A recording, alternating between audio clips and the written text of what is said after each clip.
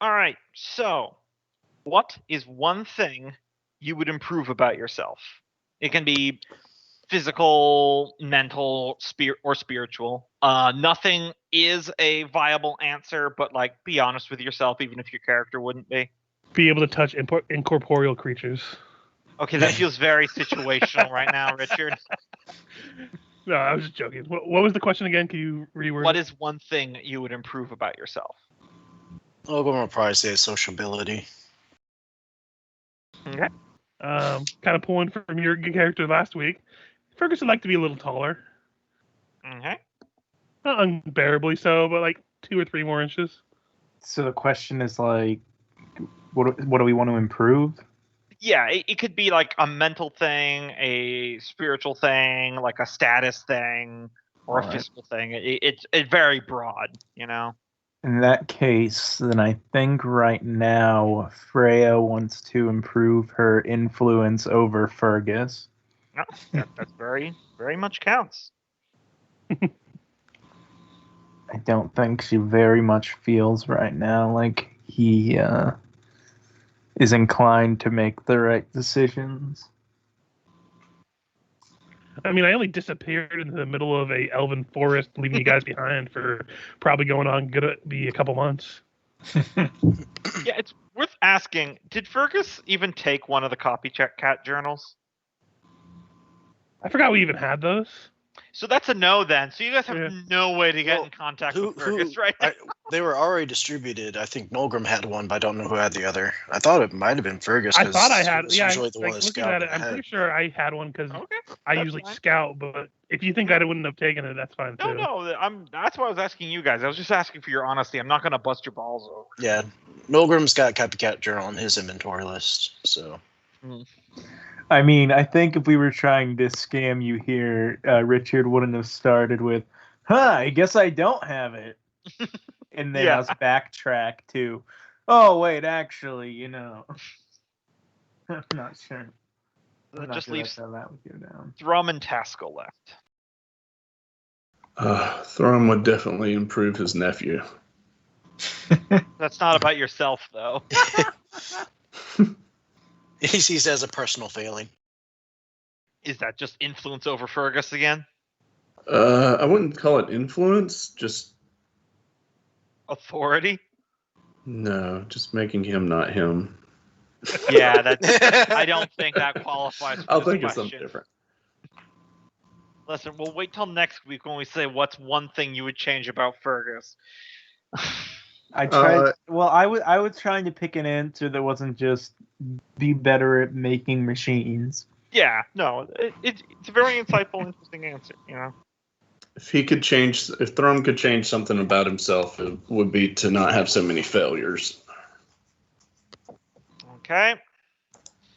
Looks over not at his suck so hard. I just wish I wish I wasn't so attractive to drow women. I don't understand.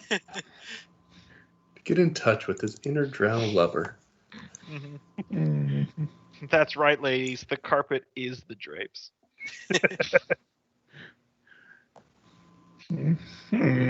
That just leaves Taskill. I think that's more disturbing than the other way around. I'm still working that out in my head. Don't do it too hard. Trust me. Probably go with his blacksmithing skill, sort of part of his forge priestly duties. And, we're going on, 6 months now? 7, 8? Let me check the tracker. 12 decades. Let's see. You've been a total of 7.5 months, about 0.6 years. So, yeah, 7.5 months, almost 8. So while he has the ability to make a lot of things through the power of Father Mountain and Mother Fire, doing it by hand is sort of a meditative thing. And definitely feels like he's getting rusty at this point. It's half a year without doing it. All right. So, turn on some ambience here. Does anyone need a recap of last week? captured by elves, killed an undead dinosaur. Not in that order, really. Fergis was told he's just like all the other dwarves, which he took exception to that, but then he was sent on a quest to hunt a stag, and now he's learning why he probably should hate magic. Meanwhile, everyone's still back at I'll get the name right. Lawful Lane, the Wood Elven Grove. It's a big tree that's like a large town, small city. Mhm. So yeah, we'll resume game time. Kind of overlooking the wonderful green ocean that is the Elven Lands, Ivavasha Lane. The sun is beginning to rise. Birds are coming out, doing morning chirping and foraging around. The air is cool with a slight breeze, and as our camera tracks down through the forest canopy, we see Fergis alone in the woods. How is Fergis looking, and how is Fergis feeling, Richard? Considering he pushed through the night and he's at least one level of exhausted, probably not great. Looking a little rough, looking a little tired. Gonna go ahead and probably push through the day, but definitely lots of branches and shit in his hair, and his beard's growing longer than he likes. Mm-hmm. Oh no, he's been better. Still dedicated to the hunt? I mean, he's still going for it. Yep. Like at this point, he might as well push through the rest of the day before he has to call it a day. All right. Show them being called like other dwarves. Yeah. Fergis, stag hunter. So how we're going to do this, I have been refining my rules as I go, is we are going to be doing an extended survival test to track this stag. Basically what it is I'm going to set a DC. In this case, it is going to be 15. And you'll get one survival roll in the morning, one in the afternoon, and one in the evening. And the results of each roll will add up to equal the DC. So when you reach 15 across any number of rolls, then you'll have the stag's trail, and you'll be on it. Okey-dokey. Well, go start with the morning one. It's at disadvantage since I'm exhausted. Mm-hmm. 13. So you don't find it in the morning, but you're still going along, and you can keep it up into the afternoon to try to find it. Go ahead and roll again, or never mind. I'm going to cut to the other people real quick. Meanwhile, I know that Freya was talking about going out to explore the woods to try to find more of those golems, and she was going to be setting off that morning. What is the rest of you planning on doing? Yeah, anyone who wants to come, she would be all right with.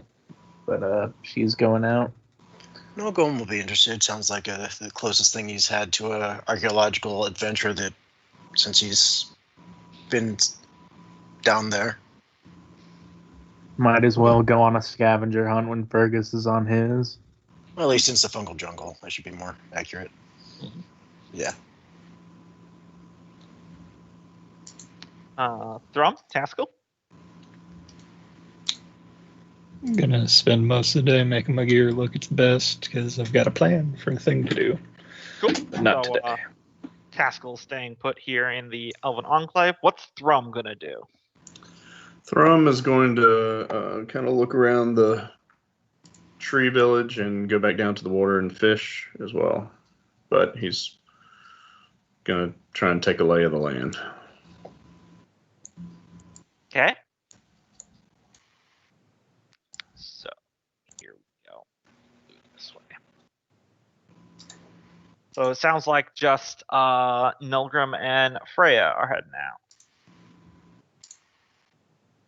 Sounds about right. All right. All right. I don't go off and leave us here. Be sure to come back. Please. I have no intention on staying going. Ivy says she's going to hang out here in the Elven place a little bit longer, just in case Fergus comes back and needs a friendly face.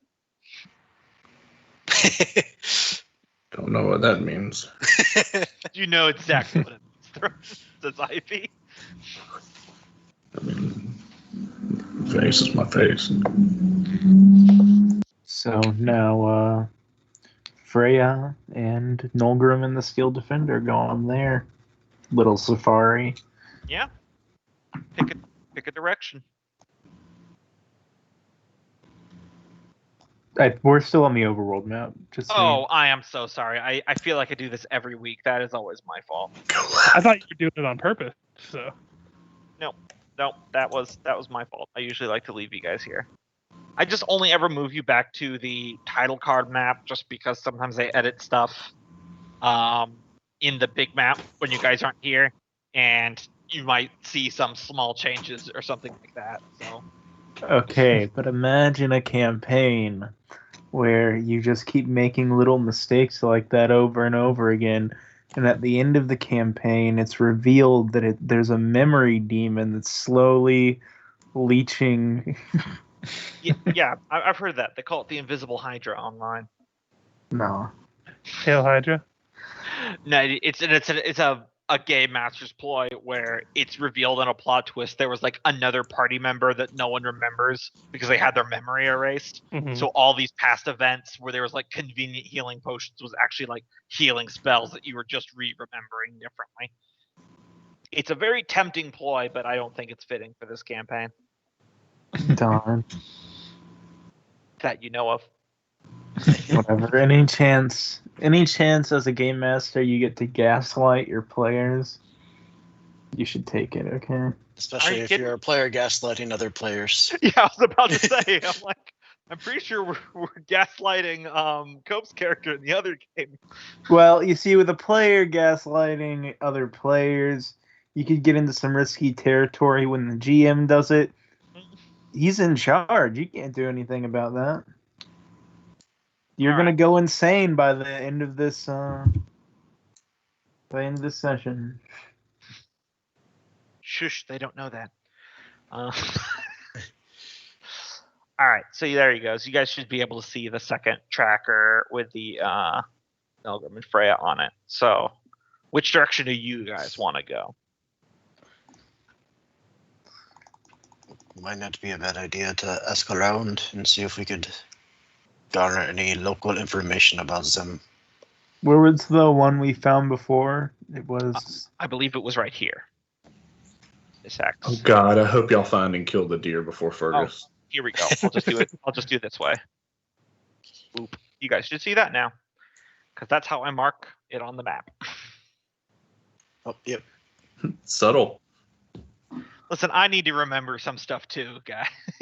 All right, and we can assume these spaces here don't have golems, right? The ones we already Yeah. explored.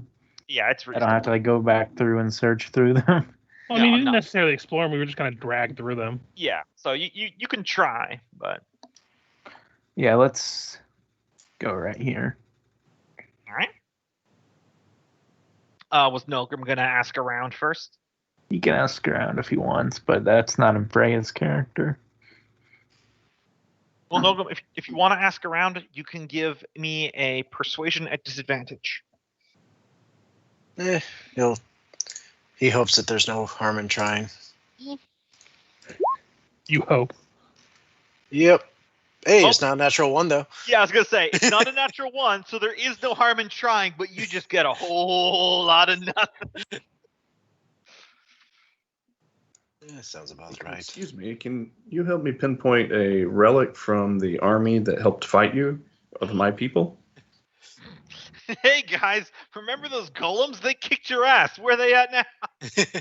So Wanted to we're see if I trying could to revive resurrect the army that kicked your ass here 1,000 years ago, or whatever the fuck. Mm, Anyways, so what I heard is we're going this way. Yep. Let me reveal the hex.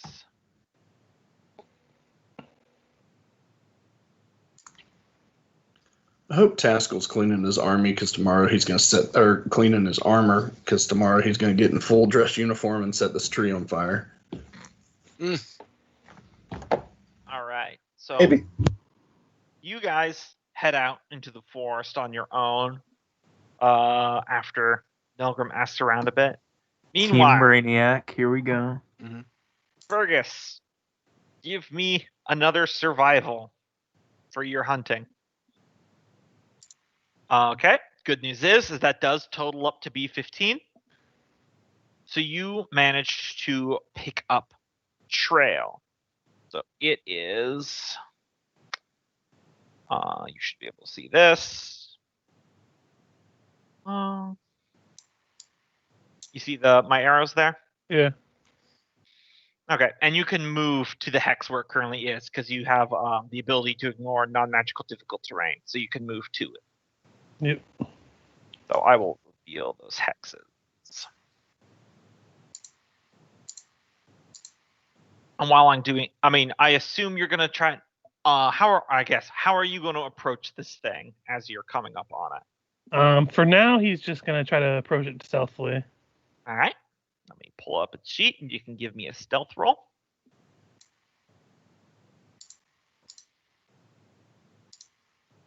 God, this disadvantage is hurting me.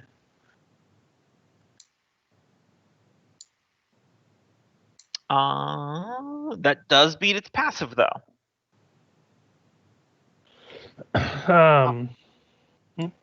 So you do manage, keeping low in the brush, you do manage to find it again. It looks like it's lying down for its own short rest, so you do have the element of surprise right now. Okay.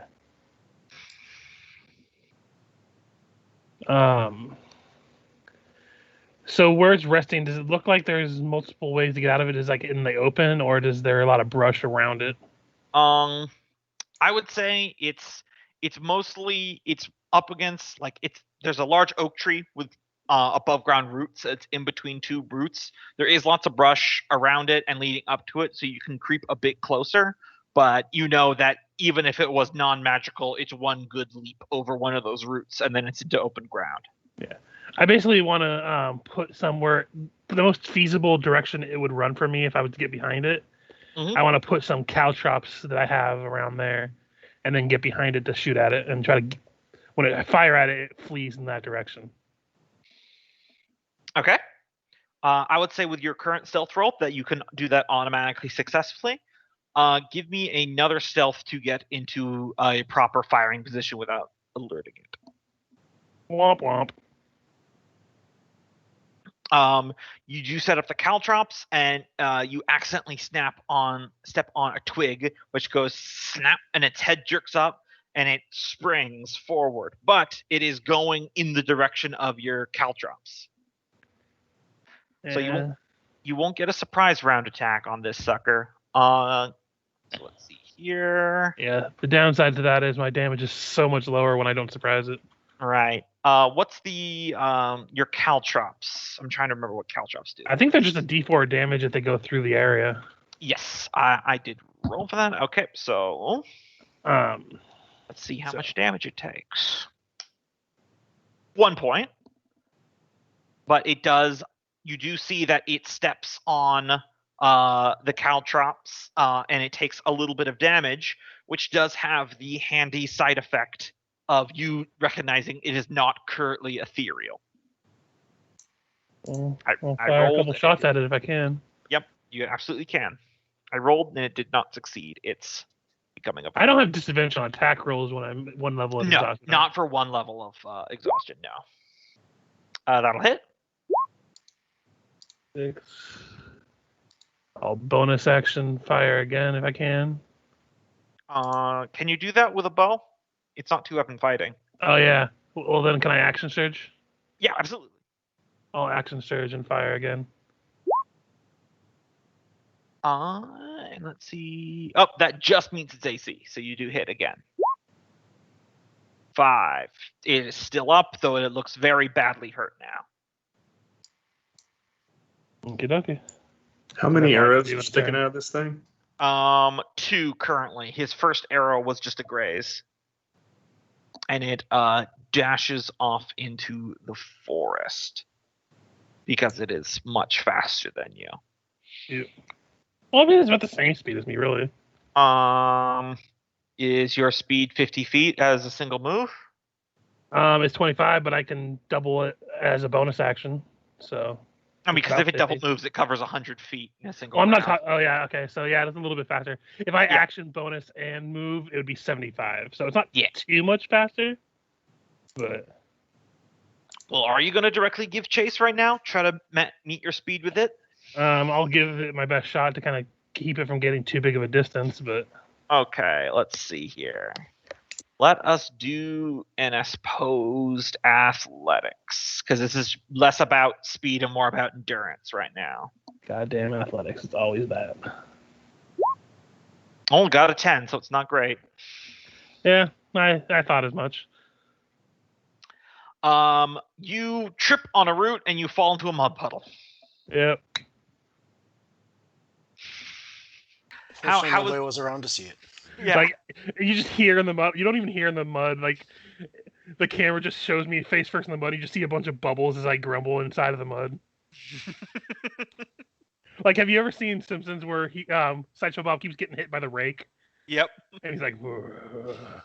It's basically that inside of the mud. How is Fergus feeling emotionally right now? Not great, but you know, still better than dinner with the family. Only by a little bit though. Mm.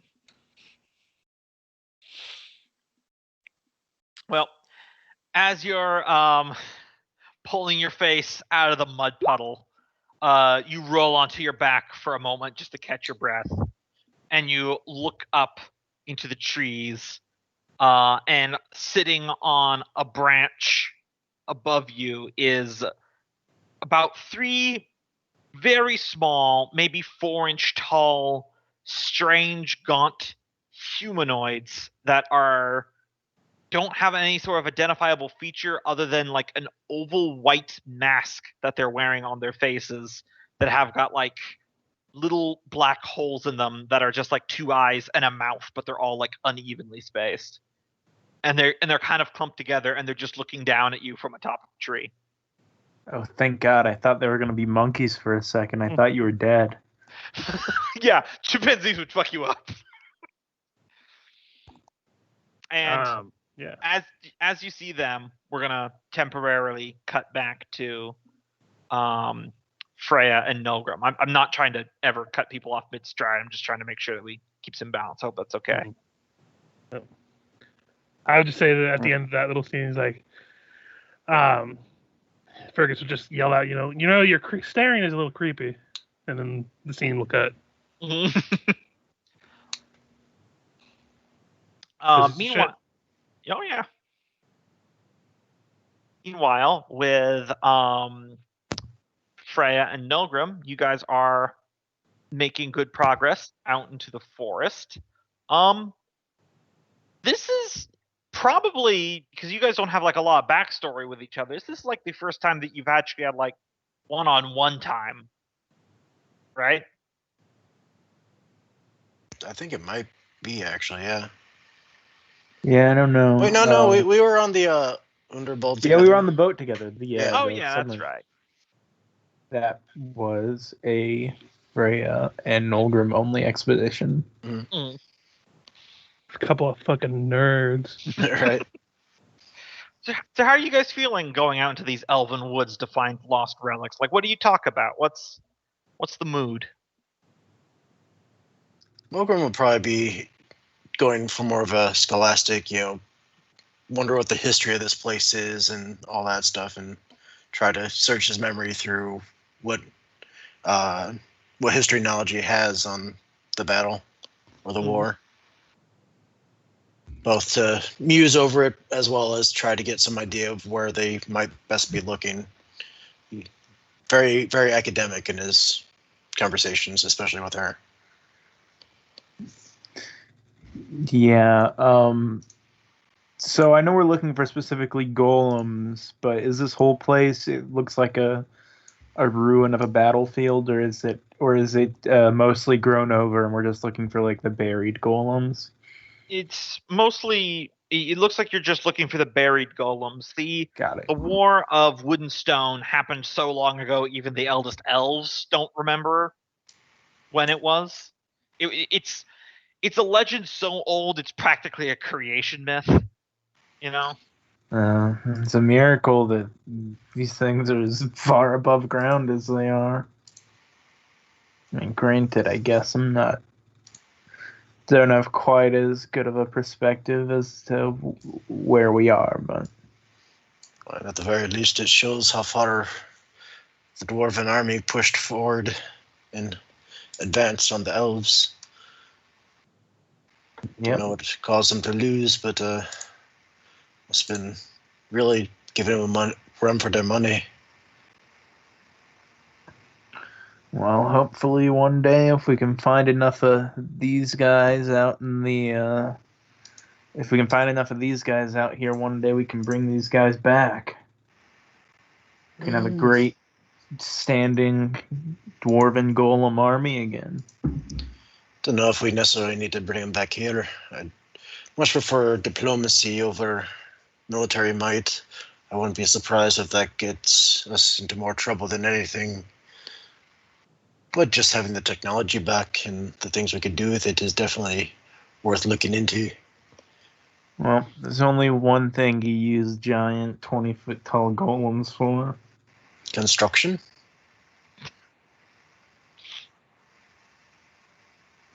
You talking to me? Just saying, not everything has to be based on destruction. Ruins are good and all, but I'd much rather study civilizations in the process. And after all, I feel like a bit of karma if we were to go about destroying our other civilizations after we worked so hard to regain ours.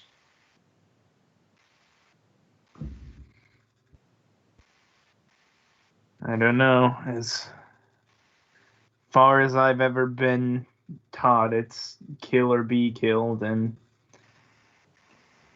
we're out here trying to bring back what we lost. I mean, there are all sorts of people we're gonna meet out here that are gonna try to take that away again, even if we someday make it to Dammerhall. Well, I dare say things went quite well with the Skizarel and the Zan, and I think that if anything, the Skizarel could have gone far worse, just given our initial meetings with those rogue elements. I'm not saying we can't make friends. I'm saying that we should always keep our cards close to our chest.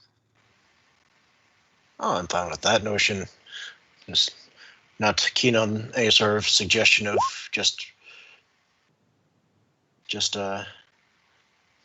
what's the saying? Speak softly but carry a big stick. Definitely not I'm keen fine on with this. Definitely not keen on this complete and total surrender tactic, but I can't argue that it ended well, however unlikely that seemed at the time. Sometimes diplomacy is the wisest course of action, especially when you are surrounded and outnumbered in enemy territory. Or at least not necessarily enemy, I think that'd be a bit harsh of a word. But out of your own native lands, where the enemy or Is the that a potential Freudian enemy. slip there, Nolgrim? I suppose a little bit. Just delve into history. I gotta get stuck in the past from time to time. I wouldn't be surprised if several names on my book of grudges came up of elven names that are native here. Well, keep that mindset right now. Okay, we're trying to get stuck in the past. All right. So, you guys are poking around this hex here for the day. It doesn't really look like you're finding anything in this hex. If there is a golem here, it might be too far underground to be easily accessible. As you guys are searching, this place seems mostly peaceful, so you can like sometimes space out a little bit to search an area a little bit faster and then meet back up. Mm-hmm. Nolgrim, as you're pushing some brush aside and looking around, you look up and maybe like 80 feet away standing next to a tree, you see another dwarf. It's very similar to that one that you saw in the reflection back in the Elven City, where its eyes are kind of like fogged over, and it's kind of like not photo negative, but desaturated in color. Except this one is female and has an arrow in one of her eyes and in the temple of her head. And you just see the blood that had dripped down from the wound over some chainmail. And she is just, with her one good eye, is just standing there completely rigid, staring at you. Is it just me at this point? I would say like probably Freya is like a good maybe like 40 feet away. Like if you called, she would absolutely hear you. He wouldn't call. He'd stare for a few moments and then say, "Can you hear me?" Give me an insight check real quick.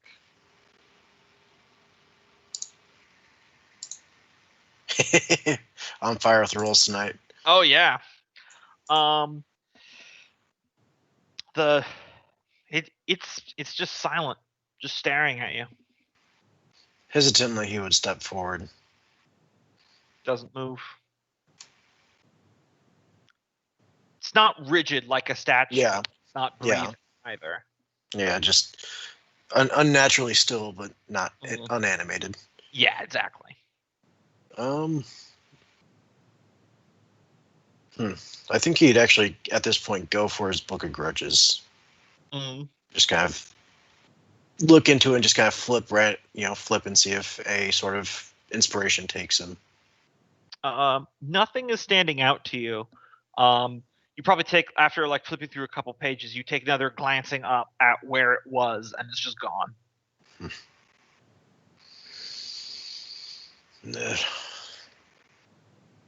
We did make it out of the Hall of Madness. Hopefully I didn't leave something behind, like my sanity. Freya, having any luck over there? No, I think it's a dud for today.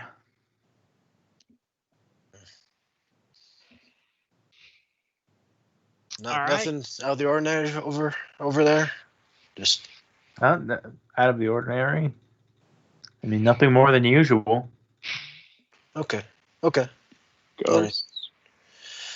All right. Cool. Right now, I'm thinking we take a wide berth this direction towards the golem I saw earlier. This way I can at least take a look at that one again if we don't find anything. Seems as good of an idea as any I know of.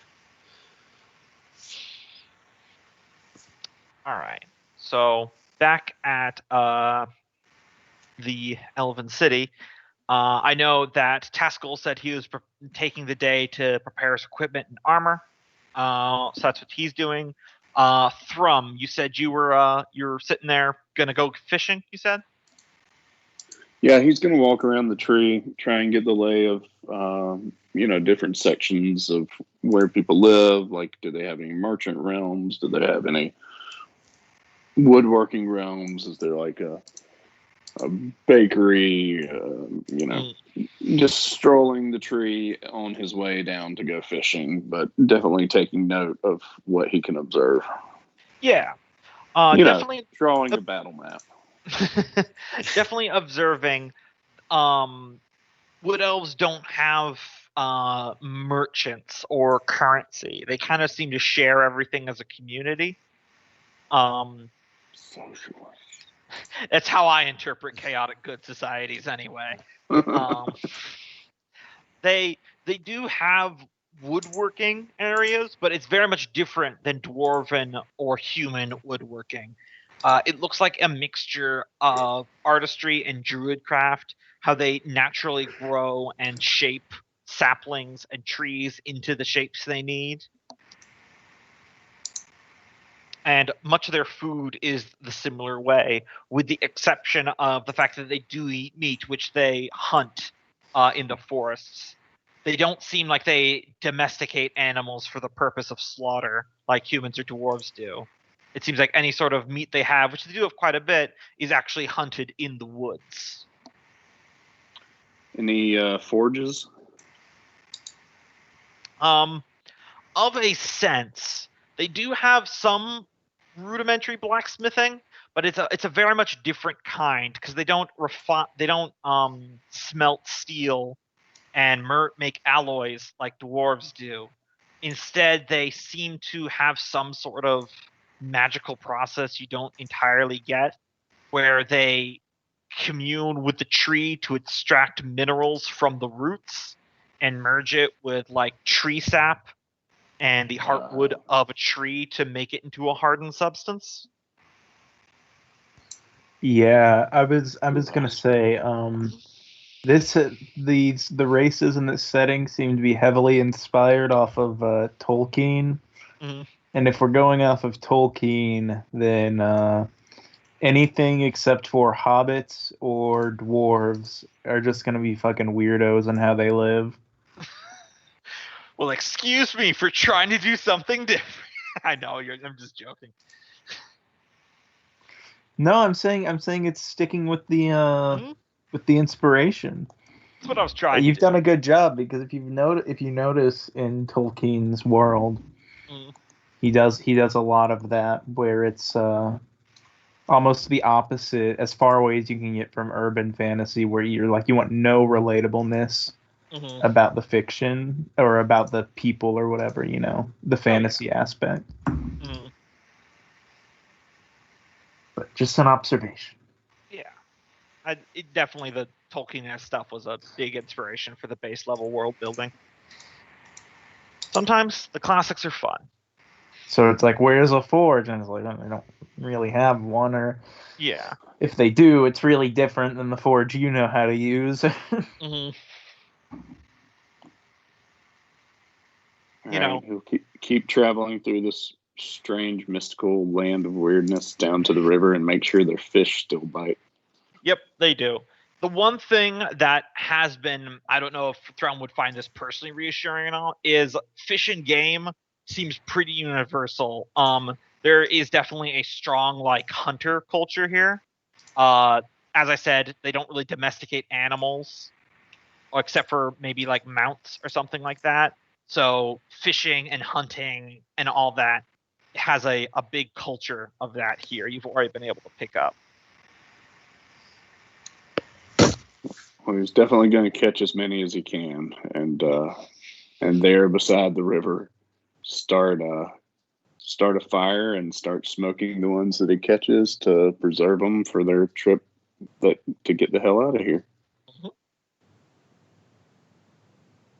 All right. He pulls out his axe to start to chop down a tree, and then decides better of it and just picks up what's laying on the floor. Yeah, no one gives you any grief for picking up what's already on the forest floor. Where's Thrum's head at here? Hopefully on his shoulders. How is he feeling? This is definitely not his element. He's been going through lots of changes with his strange stone form power lately. Obviously these elves know a lot about natural magic, but I know that he wasn't super hot on the idea of talking to anyone. How's Thrum feeling? He's feeling kind of like a cowboy on a pirate ship.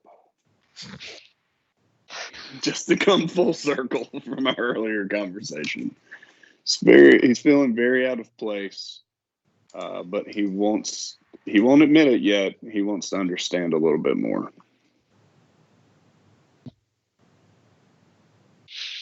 Yeah. I'll say like as you're building a fire after you catch a few fish, not going to make you roll, you're taking the day for it. You were able to catch a few. You're like building the fire and you're sparking it. And all of a sudden you kind of feel like a slight tingle from like your soles of your feet and your fingertips where they were touching the ground. And all of a sudden like a shooting pain just kind of shoots through the nerves of your arms and legs. as you feel a slight tremor of vibration from the ground. Not enough to really shake trees or leaves or anything. Maybe a few birds take flight. And your vision blurs for a moment, and you catch yourself before it returns to normal. Oh, I gotta eat more and drink some more water. That was a dizzy spell. Is anybody around as he looks around? Not near you. You're still pretty close to the city, so there is some wood elves in the distance. You're not the only one that does fishing. They don't use tackle and lure. They do spear fishing around here. Yeah, I was thinking Thrum would be using his spider cloak to try and throw a net. Yeah, that would absolutely work. So there's a few people, but not a ton.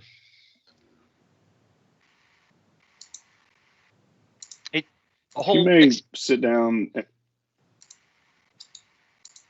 ahead. Sorry.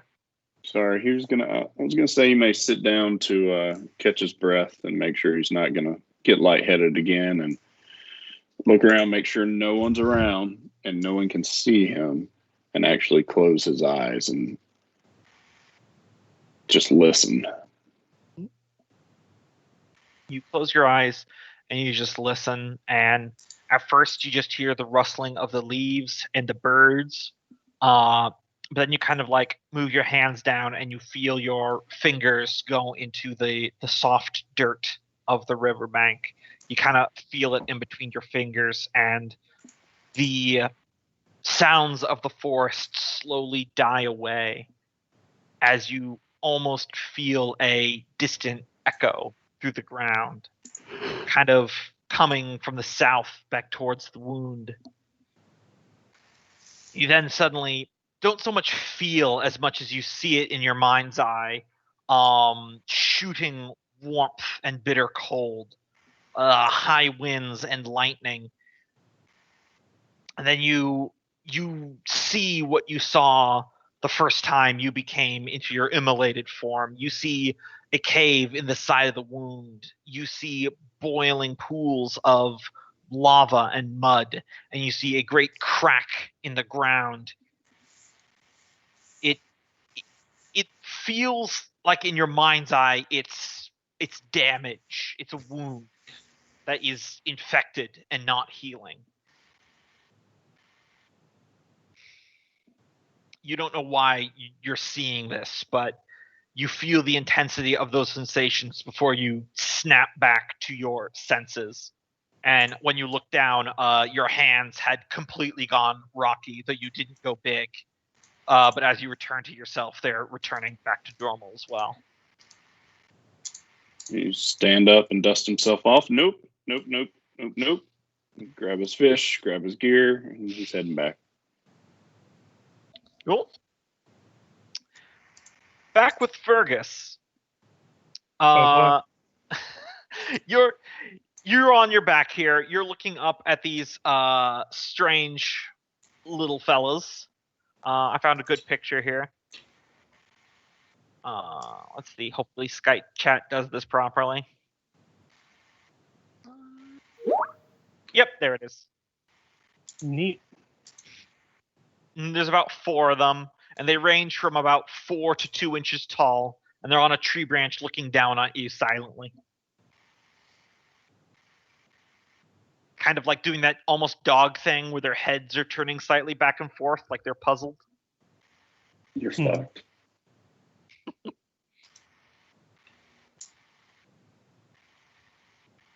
Do they look hostile at all? Nope, they seem completely passive. They're just kind of watching you. They're in a pose very similar to that picture there. As I said, they're very small. Well, for now, I'm gonna stand up and keep an eye on them, see if they react to my movements at all. Mm-hmm. Yeah, you stand up, and they're still just kind of watching you. If you start kind of walking away after like maybe 3 minutes, you hear like some rustling from the underbrush, and when you look to your side, there's like 3 more of them like hanging on to the side of like ferns, and they're just kind of looking at you.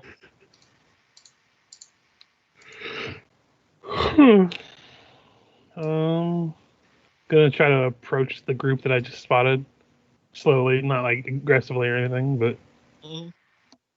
speaking to them a little bit, see if they respond at all to anything I say, but fluctuating between the languages I know, which are like Elven, Undercommon, Gnomish, Dwarvish. Let's say give me a persuasion. This will not be affected by your exhaustion, I'll say, because this is less of a what you're saying and more of just how you're presenting yourself. All right, but if there's a weird, quirky, outgoing one of these guys that wants to join our party, then you guys have to pay for his rations.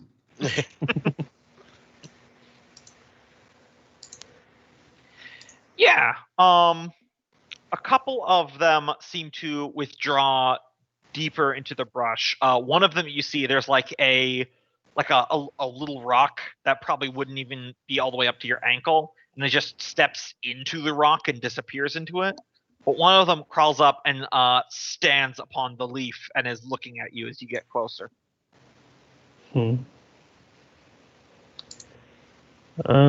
Just gonna approach it and see how close I can get to without trying to do anything menacing, and kneel down to kind of look at it closely, see if I recognize any kind of sentience behind it.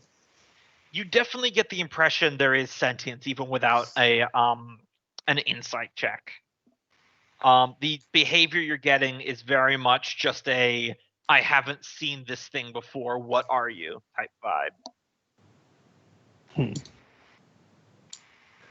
God damn it, cat. Sorry, my cat's like attacking me on my leg. So I'll while it's leg there, I'll pull out some of those herbs I have that I can use to make a healing potion. Mhm. And just kind of put a couple down, because these ones don't look like the plants around here since they were from the underground, I think. So they might look a little different. Mm-hmm. And fuck it, I'll take out one of my little bells that I have and kind of chime it and put it down too. See if it accepts my gift. It's very interested, and it kind of like picks up a herb and kind of like flips around in its little hand and is looking at it. And then it sets it down and it picks up the bell, and it like when it turns on its side, it goes clink, and then it just starts shaking it more and it's going gling gling gling gling, and then lots of more of these little guys, maybe about a dozen of them, are coming out of the woodworks now, and they're all just starting to look at it. I'll pull out the second bell since I have two of them and try to chime it and put it on the ground for others. Mm-hmm. Oh yeah, they're all about that. Is there any kind of roll I can do to kind of determine what these things might be, or? This will either be a history or a nature roll. I think I have both. Yes, that's the same. Okay. Can I roll above a 10, please? It's actually a disadvantage, I think, so. For some of this mental stuff, I'm gonna say 13 either way. Yeah.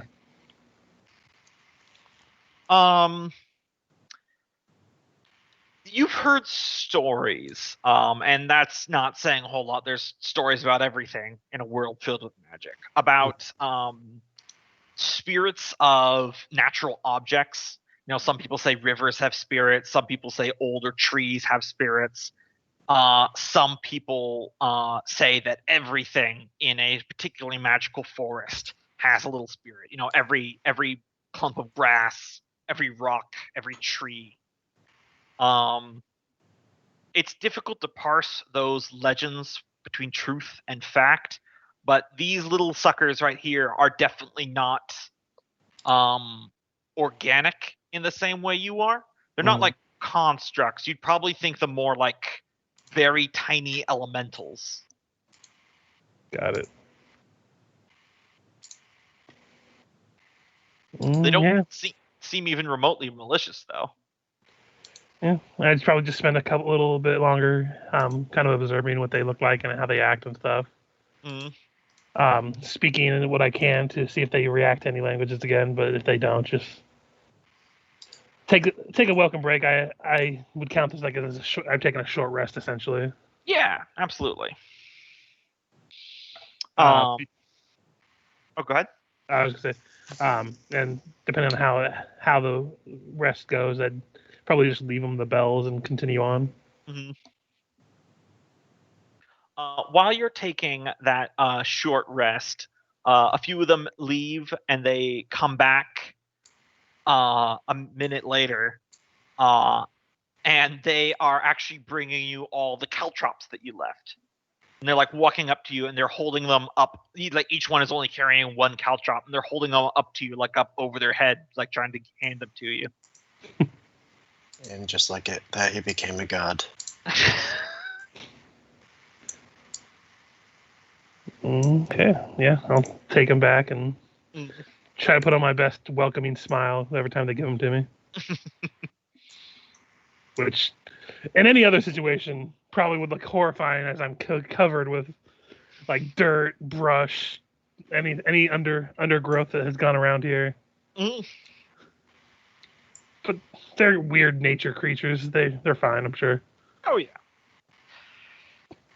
Here's a question while I'm resting. I have the Traveler's Any tool.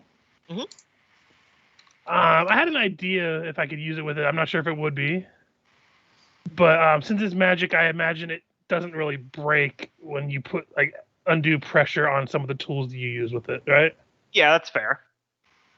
So it can be any known tool.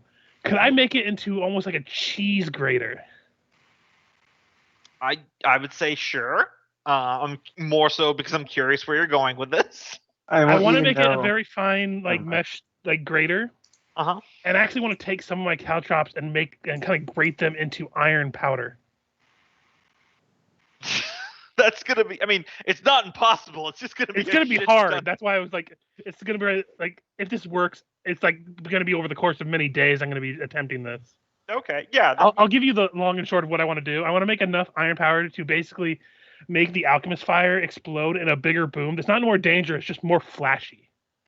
Yeah, no, absolutely, you can do that. He's like, this is like the end of Predator. I'm using what I have in my inventory. I don't have magic. I got what I got. Yeah. Yeah, remember to cover yourself in blood so you can't see your heat signature. Well, that's why I covered myself with dirt or in stuff. mud. You know what I mean? Yeah, that's what I did when I first set out. So, where are you gonna go? I forgot you did do that. Yeah, he did. So where are you going to go from here? Are you going to continue trying to stalk it, or are you going to what's Fergus's plan? Well, I want to continue for the rest of the day, but towards the end of the day, I will have to take a rest because if I take another level of exhaustion, that's going to be the end of my hunt for a couple days because half speed is no good. Yeah, definitely. But if I have another basically roll of time during the day, like for the evening search to keep tail with it, I'll do that. Otherwise, I'll just camp out nearby.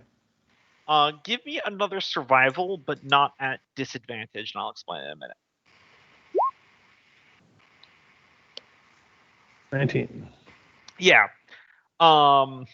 You are looking for tracks for the animal and everything like that. And at first, it's like you're only seeing like a few twigs and broken branches and stuff, and you feel like the trail is starting to go cold after your short rest. But then all of a sudden you hear a gling, gling, gling, gling of a little bell, and a couple ferns brush aside, and there's the little suckers, and they're by some deer footprints, and one of them's got the bell and it's ringing it. Nice. Yeah. Smile and tell them thank you, little one, and kind of keep going the way of the footprints and keeping track. Yeah, so you will have a substantial leg up on your rolls starting the next day. You've already moved 2 hexes this day, so that'll be the end of it.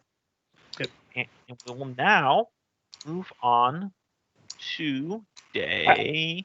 Oh, go ahead. I was gonna say I do the weave cloak to make kind of that hanging between 2 trees bed area. Absolutely. But that's all I was gonna do.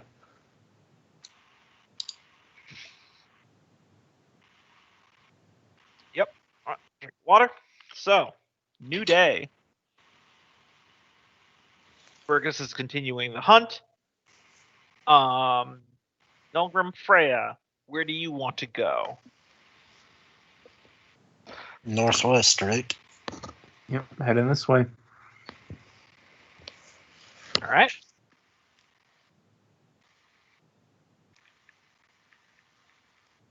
We'll get to you guys in just a moment. Meanwhile, back at the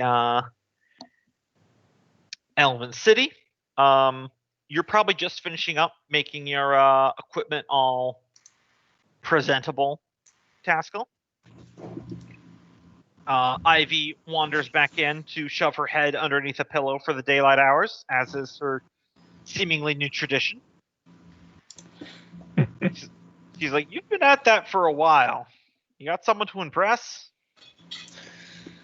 A thought, but also you got to make sure, take care of your stuff when you can. I suppose. Though, if I can arrange it, I would like you to accompany me later. Wish to speak with that elven leader, but who knows when she'd be available again. I mean, I don't know what good I would do. I mean, I'm definitely not associated with several missing items by this point.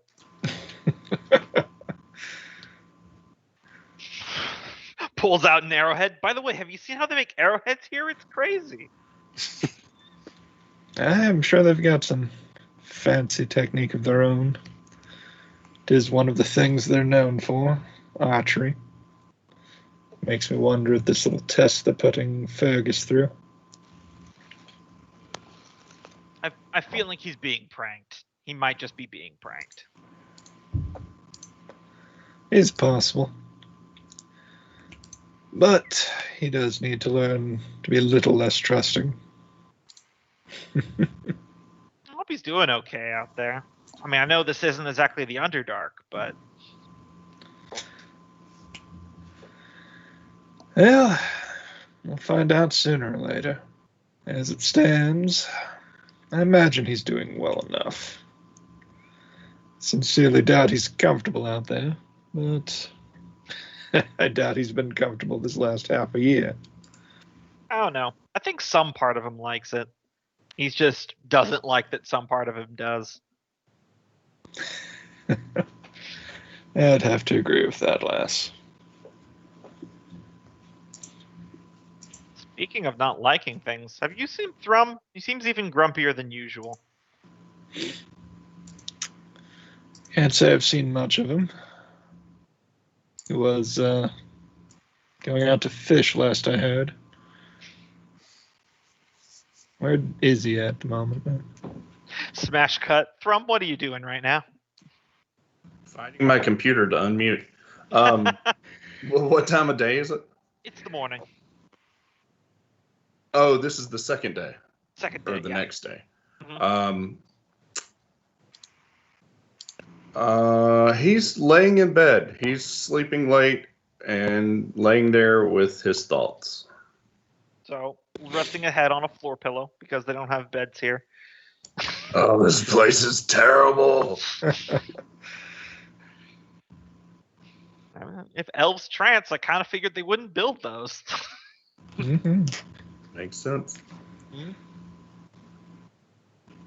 Wood elves are all spry and shit. They strike me as this type of people that, like, they talk about how they have standing desks and they don't believe in sitting down. Like, sitting's the new smoking. Yeah. Yeah. And meanwhile, Thrum's like trying to roll on his side, and you hear snapping and popping of his back from laying. Ugh. Oh shit, there he is. Yeah. Is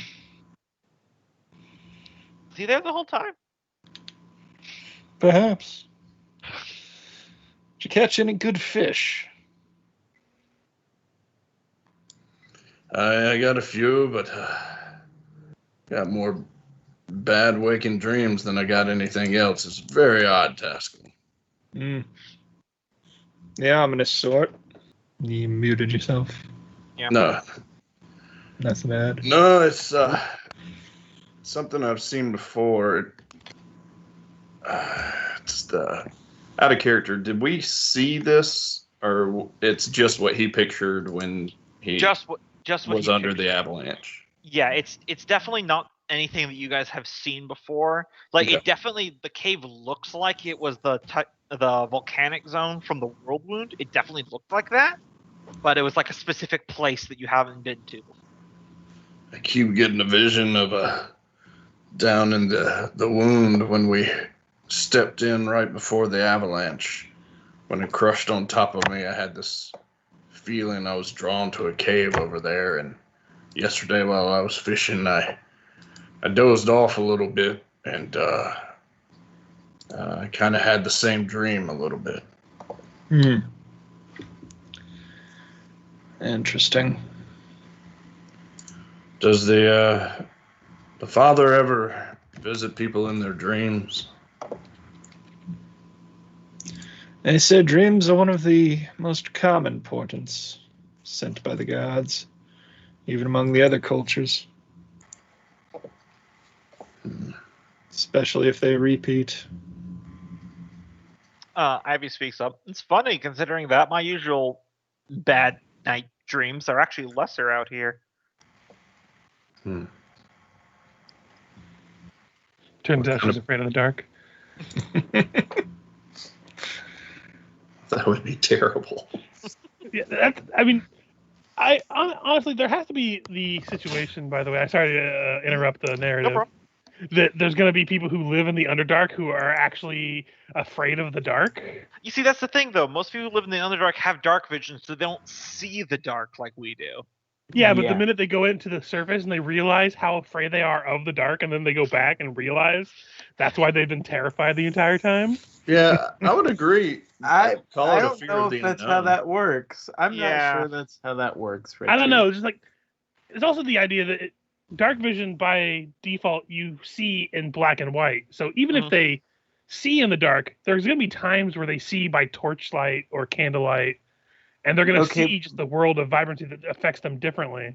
It's like, but if you live in, a tribe that lives on stilts over water and you go swimming every day to catch your food in the river, you're not going to be hydrophobic. I mean, you say that, there's but going to be actually happens. severely reduced amounts of hydrophobia. True, but there's always going to be those exceptions because there's people who live in on oceanfront property that are afraid to go swimming. I think a lot of those phobias are more fear of the unknown. Like, Yeah. you're not afraid of the dark, you're afraid of what's in the dark. You're not afraid of the water, you're afraid of what's in the Also, let's be clear. I'm not talking about people who live on oceanfront property. No, I know. I'm talking about people who swim every day. Listen, I just don't like insects approximately the size of my face.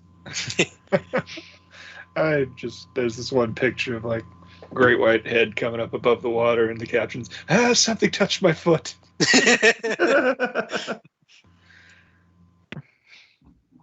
Anyway, continue. Sorry, I didn't interrupt.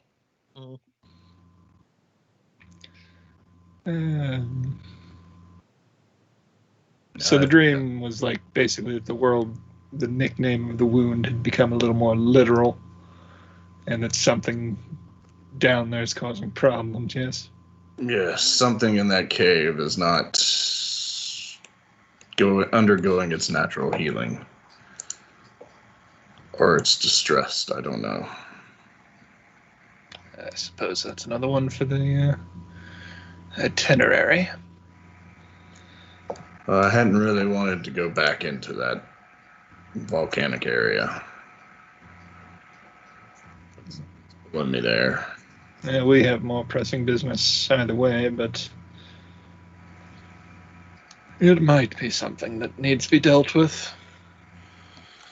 Your gear looks mighty shiny. What are you up to today? I think I'll have to be talking with this. What was her title again? Huntress. Yeah. The Huntress. Queen of the Hunt. I don't know. At least to lay out some things, not the least of which will be that which you've disclosed in these dreams. I'm sure that they'll be interested in it, even if we don't have time to investigate ourselves. They are basically right on the doorstep of that jungle and that volcanic mud. Do you think it's wise to let them know where the way down is? It's clearly been hidden from them for a long time. I didn't see any. Did we see any elf bones around the T-Rex?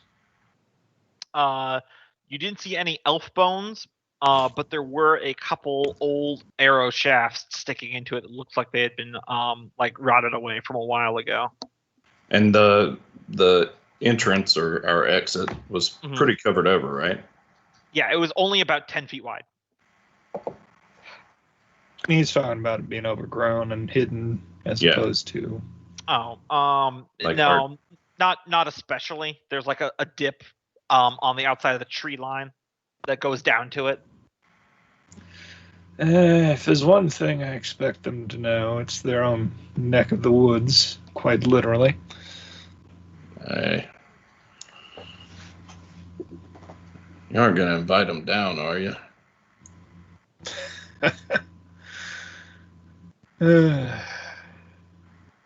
You are going to invite them down, aren't you?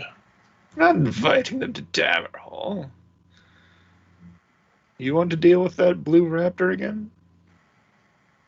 They are probably good hunters. Ivy speaks up. Wait, did I miss a beat? When were we inviting the blue raptor to Dammerhall? Well, look, Yes, I think you missed at least two. have you not been listening? God, catch up, son. Where They there's say one, they're there's 2 days probably away. another. We come back. They already have a way to send an invite that's unable to be rejected by the blue ghost. No. The blue ghost You shows should up in title a... it From the Dwarves of Dammerhall. Yes. And I love your calligraphy. It's beautiful. Okay, you see, you get high enough level to cast geese, or however you pronounce that goddamn spell, I just say geese. and you make them come.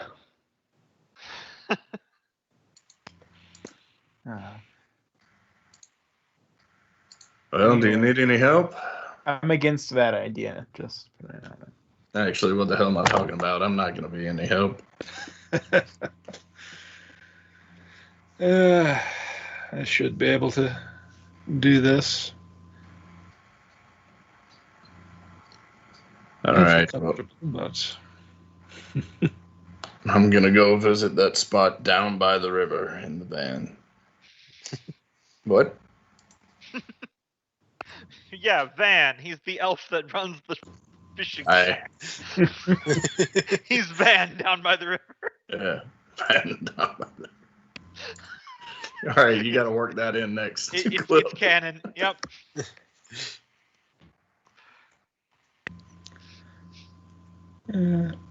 so once that's over and I finish tending my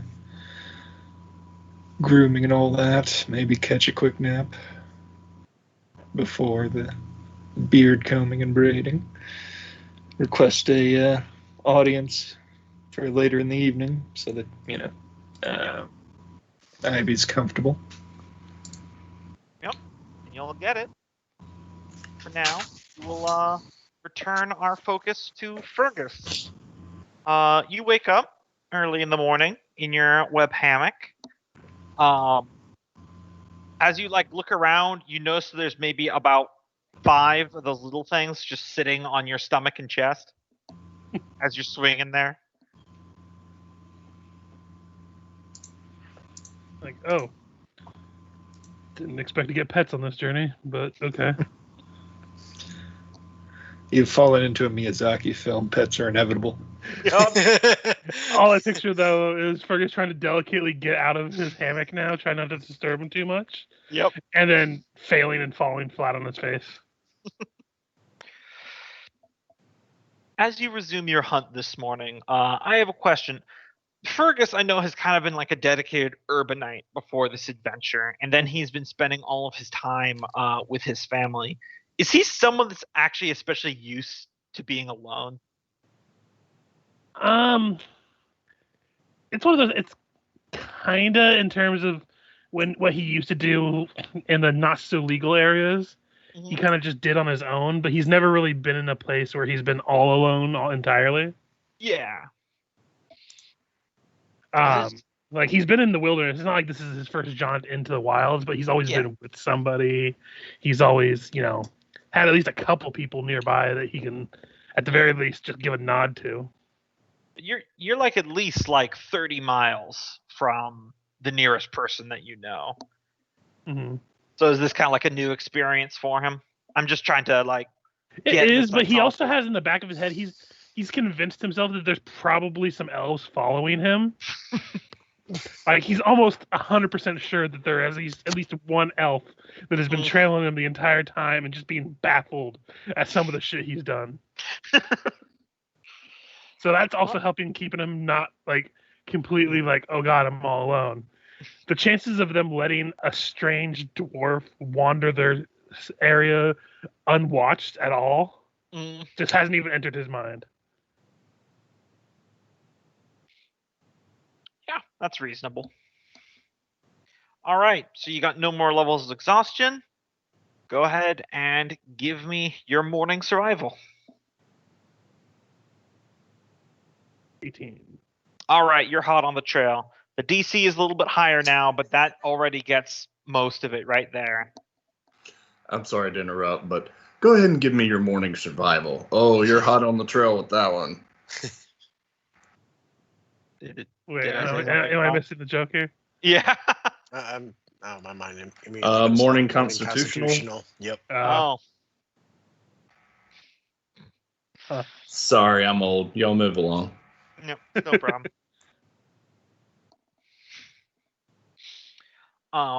As you're progressing through the forest, you're following these tracks north direction. You have a feeling you're getting closer to it. It probably took a long rest around what you did, so it's going to have more of its strength back.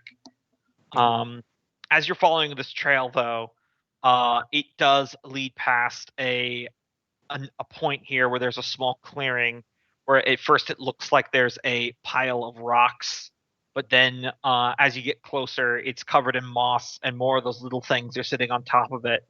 As you're walking past, and you see the pile of rocks is actually like half embedded in the earth is another one of those dwarven golems. Huh. Well, I probably won't spend too much time, but I will go in and check out that golem. Mm-hmm. Yeah, most of this artifice and golemancy stuff is completely over your head.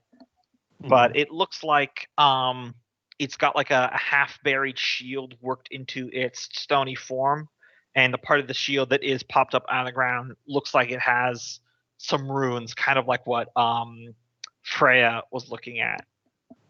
Most of it is just kind of gibberish to you, so you're not sure what's important to her and what's vital. From what's visible, would I be able to take a part of my journal and like part of the parchment and do like a rubbing of it? You indented at all? You absolutely could, because they're definitely indented, but it's going to take a little bit of time, and that just means the staggers are going to get farther out from it. I was just going to try to do a rubbing of the quick stuff I can see on the top. I'm not going to try to do a quick one. I mean, an in-depth one. Just enough to show that I saw a room, that I'm not joking around when I show it to him later. Yeah, you can do that. Yeah, like, it'd be as simple as something small as, like, one rune. Just kind of rub on it and keep it with me and keep a mind of what this area looks like. Yeah, you're pretty sure you can find it again. Go ahead and give me your afternoon roll now. I will say, like, do those creatures like vanish as I get approaching, or are they just pretty much comfortable with me at this point? Nope, they're pretty much comfortable with you at this point. I would reach out and try to shake one of their hands with my fingers, like try to teach them how to shake hands. It takes you a minute, but then you do get one of them reach out a hand and wraps it around your finger, and then just kind of jiggles up and down. They are incredibly light, by the way. Oh, I imagine. If I lifted too fast, they would probably just lift them right up. Doesn't seem to have a huge problem with it, though. With 20 survival, you are able to pick up the trail exactly, and you are able to find it in just this next hex here.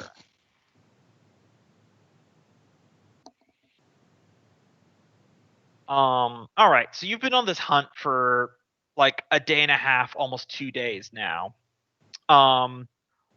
What is I'm kind of using all this as character building if you guys hadn't figured it out. What is like Fergus's mindset going into this? Is he getting frustrated and he just wants this thing to be dead and done and over, or is he trying to like patiently pace himself out to wait, to listen and focus? Probably somewhere in the middle. He was getting very frustrated, but the creatures kind of giving him a little bit of a distraction to help him calm down and try to take stock of the whole situation. So he's still super frustrated. Like, all that's going through his head is like, if this is how it is fighting ghosts, I never want to fucking see a ghost. I don't know how Nolgrim can stand the idea of working with ghosts in his head. Because that's how he just assumes Nolgrim talks about his ancestors like. I mean, that wasn't the case until recently. All right, give me a stealth roll as you creep up on this thing. I did want to try to do another silly thing. Of course. Because you're very stealthy. Yeah, the chance of this working is slim, but I have a hand crossbow in addition to my short bow. And I have string. In fact, 10 feet of string. I want to try to rig up a line trap that when they go through it, it triggers the firing of the hand crossbow. Okay, yeah. I would say with the 24, you can do that all without alerting it, no problem. Yeah, and what I want to try to do while staying stealth is I want to try to spook it to running towards that direction and making this hand crossbow trigger its etherealness, so when I fire at it while still stealth, I won't trigger it myself. Because it seems like it can't do it back to back, at least from what Fergus has gathered. So he's trying to basically bait it out, and then when it's tangible again, fire on it. Gotcha.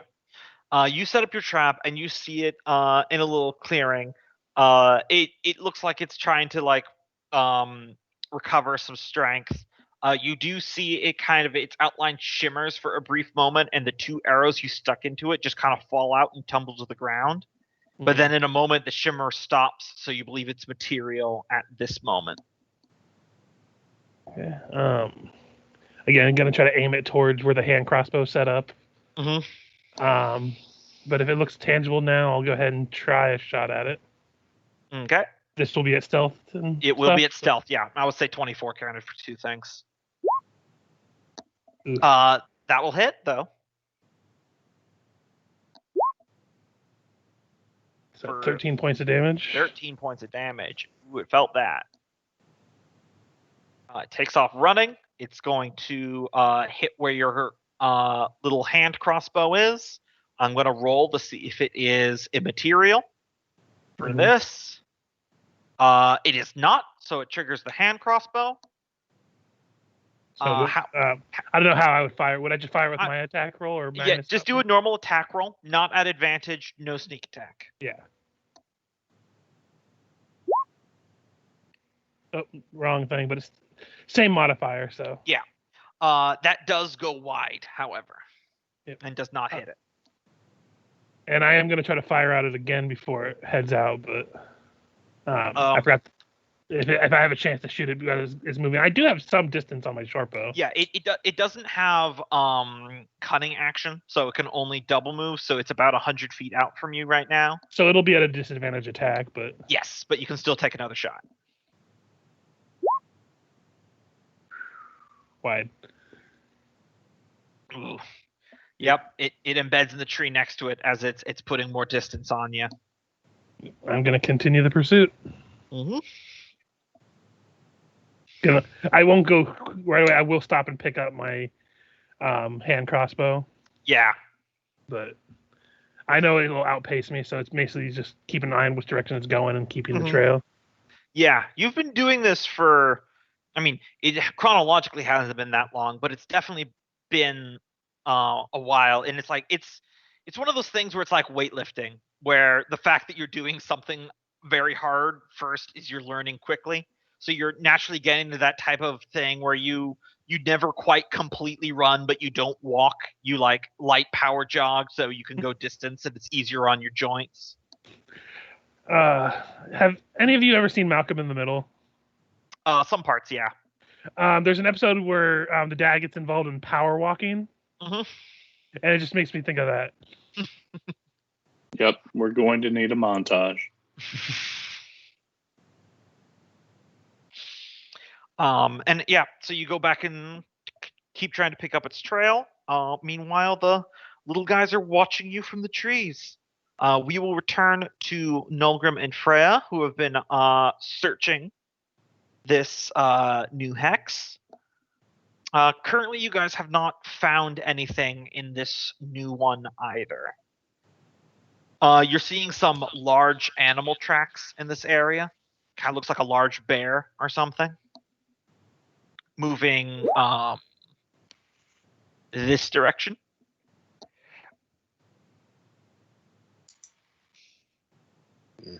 But so far, nothing.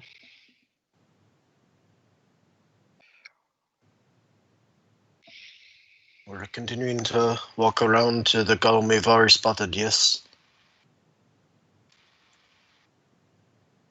You would kind of say that while probably pointedly looking down at the tracks. Yeah. Michael, if you're saying anything, you're muted. Yeah, sorry. I'm sorry, can we repeat? What? Just with the tracks? Looks like bear tracks going to the northeast. Yeah, northeast, yeah. I mean, are we looking for a bear? I mean, you sound like something we should probably avoid. I agree. That's what I was saying. I'm just making it known that big predators are likely about. Yeah. Can I give a perception just around to see if maybe they're... Because let's maybe see if it's closer than we think it is. I don't know. Yeah, sure. And can I give a nature to kind of give an idea of either how fresh the tracks are, or perhaps to get more of an idea of what type of creature it is, more specifically? Yes to both on the nature. All right. Sadly, I do not think. And Dice, I'm right there with you, Richard. Or could I give an investigation instead? Yeah, sure. Investigation works too. What'd you say, Loki? I said I'm right there with you when it comes to the dice rolls. Yeah, I haven't been able to roll above a 10 in a while. Like every now and then I'll get 1. But I have like +9 to some of my mental rolls, and I haven't been able to get above like a 15 or 16 persuasion and shit. I'm like, man, these dice rolls are Did you bad. just roll an 18 on that stealth check? No, I'm saying there's not exclusively, but every time I really want to use like one of my high rolls, I haven't been able to get a good number. I've rolled 3 rolls, and each one of them was a 2. I feel you. So you got a very high investigation there, Freya. What are you trying to figure out with that?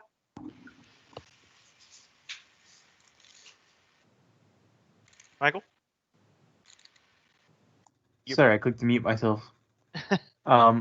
Do the tracks look like the bear or whatever, or anything else is close? Or is there any indication that any large predators are near? With that 22 investigation, it looks like that those tracks are maybe like a day old. You also can tell that is larger than most varieties of bear. So, listen, with a 22, I'm just going to give it to you. It's most likely an owl bear track.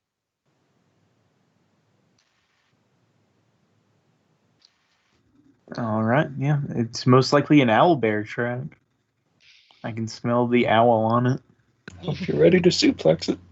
Who? Sorry. There must be an owl bear in every game. I do not care if it is Skull and Shackles, and you have to somehow make a pirate owl bear. Just gonna walk by one and be like, "Ooh, me."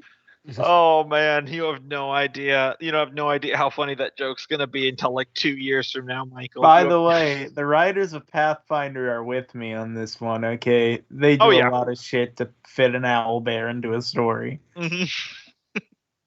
As I said, I want to tell you now because it's a great joke, but that would spoil it. We'll just create a note on this recording for years down the line. Listen, the note I will did- be Pirate Owlbear question mark? I did one long con with Way of the Wicked, and that took a lot of brain power to pull off. So, oh man, I was sitting on that anagram I left in the starting jail cell for literally years. Yeah. Yeah, so doesn't really look like there's necessarily another one of these buried golems in this area, and the owlbear tracks are moving northeastward. So we'll happily go southwest.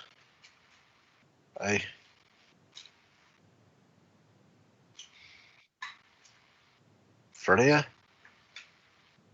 We're going this way, right? You said southwest? Yeah. Down this way.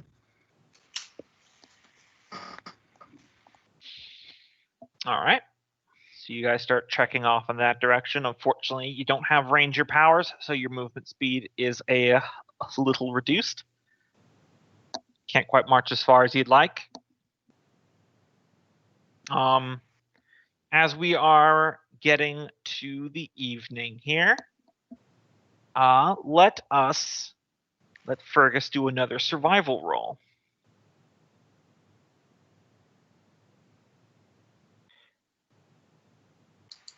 Oh shit! You got it in 1. Yeah. My dice rolls are trying to prove me wrong. Mhm. They're like, fuck you thinking you're right. You managed to find the blood trail of the deer or the stag from where your last arrow hit, and you are able to immediately pick up on its trail. If you press through the setting sun to go one more hex, basically a fast pace, you will probably be on this thing. And you do know that that last arrow you hit caught it straight in its side, and it is very wounded right now. Yeah. I'm going to keep pressing through. Mhm. Might as well try, until I hit the exhaust, not narratively, but mechanic-wise, until I get to the point where I'm taking half speed from exhaustion, it's still worth it to kind of push through it. Yeah. Give me a DC 10 Constitution saving throw to avoid the first level of exhaustion. No problem. You don't take anything. You power through like a champ. Continue to get on this creature.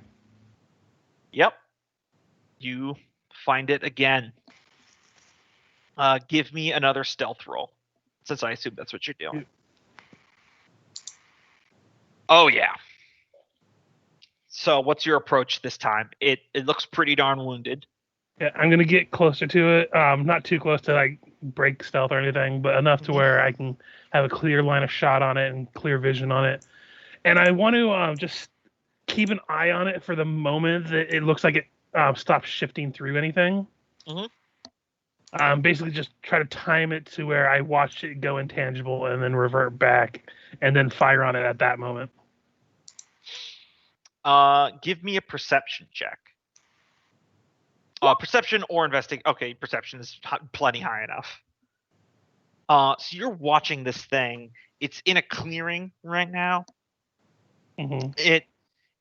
God doesn't have a whole lot for it to have it pass through, so you're having a really hard time checking. And you're like squinting at it. You've probably got the arrow knocked. You're within range. It definitely doesn't notice you. And then all of a sudden, a pine cone falls out of a tree, and it falls through the stag. And you briefly glance up, and you see there's one of your little friends there in a tree branch. And then, as you switch your eyes back, you see the hoof of the stag bump into the pine cone that just went through it as it's kind of was startled by it, so it hops around a little bit. It is currently corporeal. I'm going to fire 2 shots with action surge. Go for it. Just gonna state that now. Full on, both will be sneak attacks. Or both will be at advantage because of stealth, but only the first one will get sneak attack damage. Hit. For 13. Alright, and then your second one?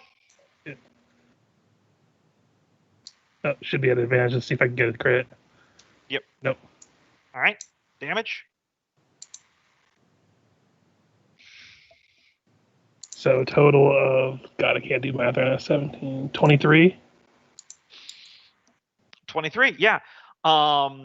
You take a moment, you knock the arrow, you draw it back, you see it bump the pine cone, you exhale a breath, and you let the arrow fly. It strikes it in its side, in between ribs, right next to your last arrow.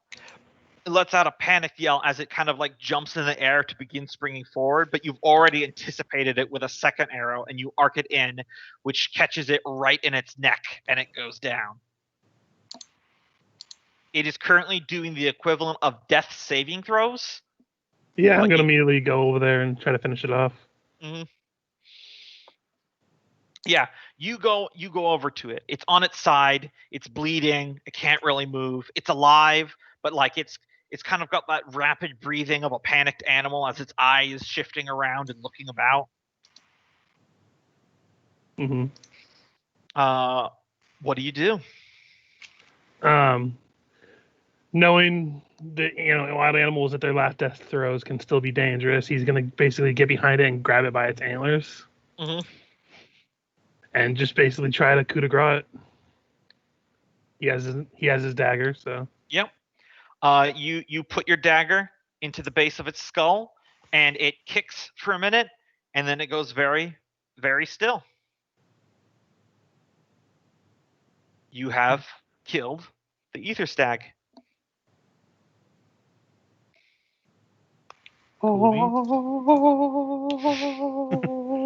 Finally, what does it take to kill a stag around here?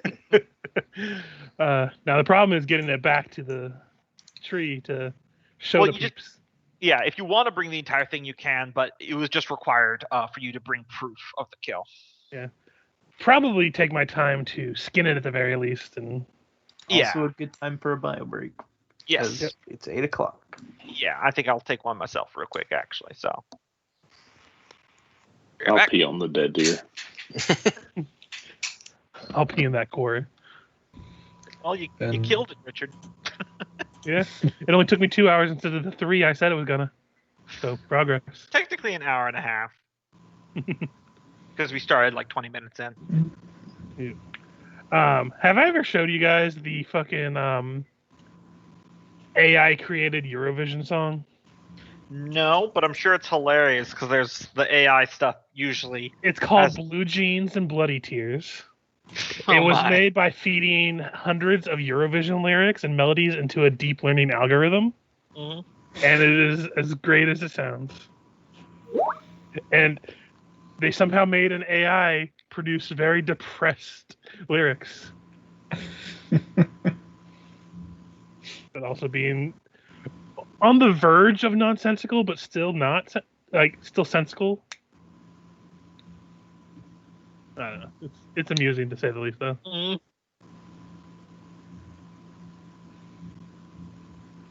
Yeah, they recommended this song to me recently again. There's a song called Uranus from the band called Man of War. Mm-hmm. Which is exactly what it is. It's a song about the planet Uranus that also has a bunch of anus references to it. Yeah. Well, with a guest star singer from Steel Panther. Nice. Keep in mind, this is also the same band that has a song called Norwegian Reggaeton. Mm-hmm. I'm back. Yo. I figured it had Steel Panther in it. They're usually quite tongue-in-cheek. Mm-hmm. Mm. That's why they did a guest appearance in a Ninja Sex Party music video. Yep. The 69. No, it was the road trip. Okay. Well, they were in the 69 as partial singing in it. Oh, really? Okay, that's cool. Yeah, like when it shows like the video when it shows Aaron singing, Mhm. it's actually the guy who's the lead singer of Steel Panther doing the singing. They just obviously That don't makes have sense. him in the video. Yeah, that makes sense. I just remember the road trip videos. Like, so what you did this year is that you went to space and then you died, and they're standing right there in front of them. Yes, that is correct. Oh man, always brightens my day.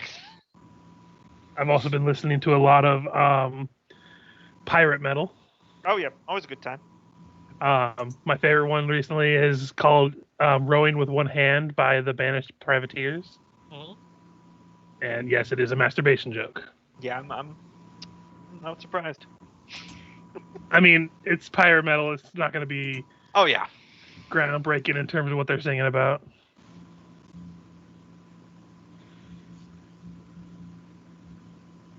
Did I just hear Richard say pirate metal isn't groundbreaking? Of course not. They're at sea. Yeah, that's what I was gonna say.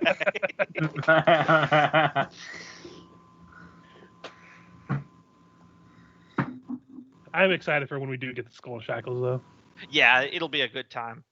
I've looked through like a couple different adventures now that not just Pathfinder but some StarCraft, and it's always Wait, interesting. StarCraft? StarCraft, yeah, StarCraft. You know, I'm sure there's a Starfinder. D20 book for it. there sure. it is. Not I was super like great. making sure I heard you right. I'm like, Yeah, is it that a was. mis- I did say the wrong thing, but I meant Starfinder. But some of them come and go, but I do enjoy Skull and Shackles is definitely one of the ones where they knew exactly what they were trying to portray, and that Yeah. they were doing it well. Like, you're here because you want to raid ships and you want to be an actual pirate. They're not apologetic about the fact that you're a pirate. I know that Starfinder, a lot of people say that the weakest AP was the first one they put out, Mhm. but that's also because they were still getting their feels for how to handle a space-themed game. Yeah, I do notice that just reading like the log lines of each AP, that after the first one, it's like they were just doing like different sci-fi subgenres. Like, this one's the horror one, this was the conspiracy one, this was the alien invasion one, this one's our Guardians of the Galaxy Firefly one. You know, there's one of them that's just basically Star Wars. Yeah. I don't mean that unkindly. It's fun. Yeah, I was periodically looking at some of the APs, like the ones I know that I'm going to run because I already know too much about them. Mhm. I don't know much about it, but I know Second Darkness and Legacy of Fire are the only two that we have to worry about conversion from 3.5. But conversion from 3.5 is pretty easy. Yeah. Yeah. The next campaign I do after Curse of the Crimson Throne, I might pick up Council. Has anyone put themselves down for Council of Thieves yet? I don't believe so. I might. I'm actually on the page Council, right now. No one has yet. just because it only goes to 13th level, then it's in between. But and Kenneth already picked out Second Darkness, right? Yeah. Yeah. I know a little about that one, but not very much, so you should be good. It's hard to be completely spoiler free from some of them, but as long as you don't go hunting for things, you don't really miss, or you don't really see like plot things get ruined too much. Yeah, and none of us want to be one of those guys that meta games, so that's what always works on our benefit, you know?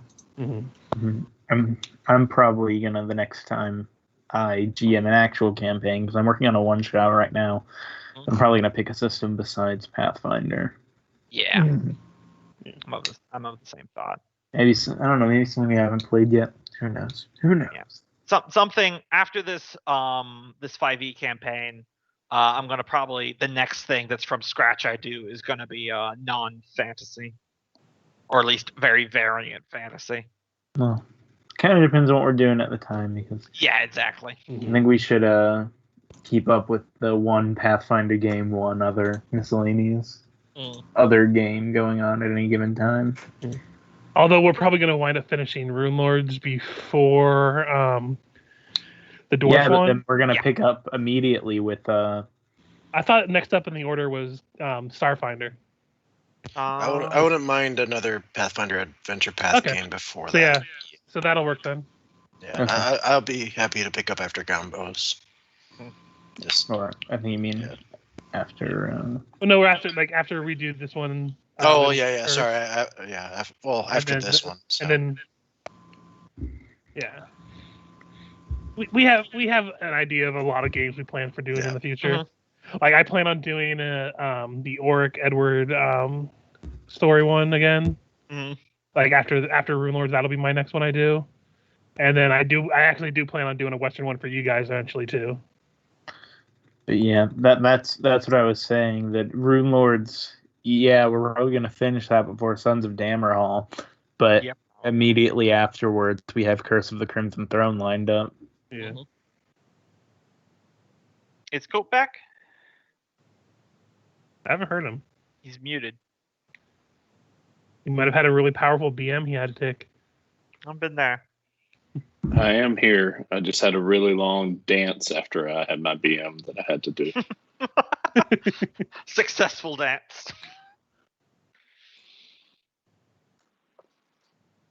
Before we get back into it, I will say I told you guys in chat a little bit, but whenever there's like a thing in an AP that tells like certain like artifacts or like storyline things that are related to the game, I'll definitely tell you guys like, hey, it might be a good idea to have X kind of character. Yeah. Like with Rune Lords, I told you a practice spellcaster like a witch or a wizard is going to be highly beneficial, and you kind of already seen with all the spell books you guys have picked up. And like for instance, the other one I know of that isn't too spoilery. When we get to Giant Study, you're definitely going to want somebody who wields large weapons, like two-handers or something. Love to play that character because I had a character in mind for a oversized weapon wielder for a while now. Because it doesn't matter what kind of build you come up with; it's just highly beneficial to have a character that uses larger weapons. Yeah, Did Roll20 just poop out for anyone else? So he still seems I'm fine to fine. me. It says it's a host error. Let me see. Yeah, I know there's a big weapon barbarian and a big weapon fighter. Mm-hmm. I think the fighter one's a little bit better, but you can combo them. And then there's also the idea that if you just figure out a character that consistently make themselves grow big, then you can use larger weapons. I know there's a rogue archetype that's explicitly for Giant Slayer that they made called Vexing Dodger. Yeah. That lets you climb on top of giants to get bonuses to AC and shit. Yeah, but there's I mean, it's not bad, but you really need. There's this one feat that lets you climb with daggers, essentially, where you're scaling up things with weapons. And if you don't have that, you kind of have to store your weapons and then climb and then pull your weapon out again. And it gets kind of fucky.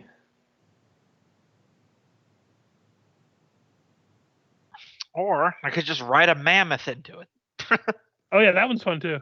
Yeah. Yeah, Roll20 is not working. Well, let me see if it's just Try overall. reloading. I think it says it's a host error. Yeah, it's working on my end. Yeah, I saw Gombo roll. Yeah. Have you tried a different browser, maybe? Let me see. By the way, did I tell you guys that my wife got a Switch? I know. We got the Legend of Zelda one. Oh, Breath of the Wild? Yeah, it's a little iffy to play on it because it's a light, so it's hard to see some things on it. Yep. But someone bought it for her, so it's not like we bought it, so I can't really complain. Yeah, the light is like $100 cheaper. I ended up getting the regular just because I like the idea of someday being able to plug it into the TV. Yeah, I would have liked it, but it's also just small room and. Oh yeah. It's a good time though. I definitely say if you were to buy a console on the modern market, the Switch would be one of the better options. Yeah, I was tempted to get like Smash Brothers and stuff, but then I'm like, yeah, but that's more fun when you have someone to play with, and playing by yourself against people online is no fun with that game. Hey, if we figure out how the frickin' hell Nintendo's friendship codes work, I've got Smash Brothers on my Switch. Same here. Laura just started playing, what is it, Friends of Mineral Town? Oh, Pioneers of Olive Town. And then she was playing Animal Crossing before that. But I think we're all back except for Michael figuring out what is going on with Roll20. Yeah. Well, while he's figuring that out, it's getting later now, or it is late because you pressed through for an extra day of travel. So you drag your dead body to a little side area so you can put your back to some rocks for sleeping and skinning it. And I shit you not, I placed these randomly. You find another golem.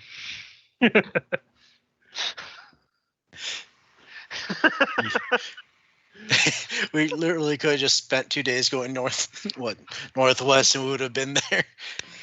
Yep.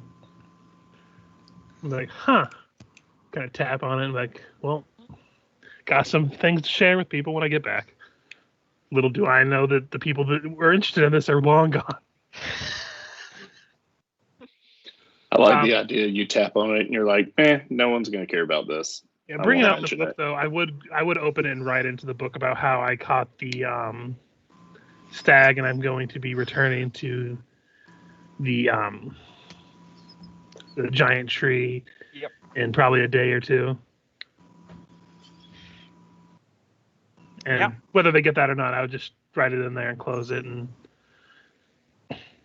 spend my night.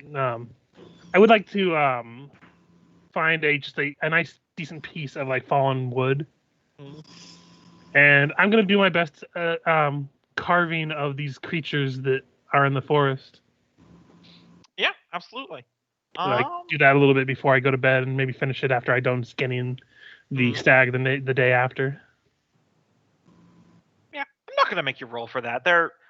If you look at their picture, they're pretty basic in shape. I think I could draw them, and I'm not a great artist, so I'm not going to make you roll for that. So we return as the sun is setting, backwards in time a little bit, to Taskill, who is going to go meet with Huntress Aya Ghislaine. I will turn the music a smidge.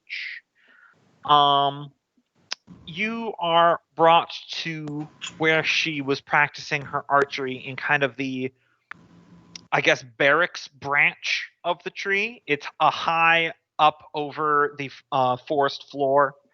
It's an area where a lot of the elven rangers are practicing and also drawing forth their weapons from the tree. They appear to be firing at far distant targets on another one of these massive branches, so there's a big chasm in between.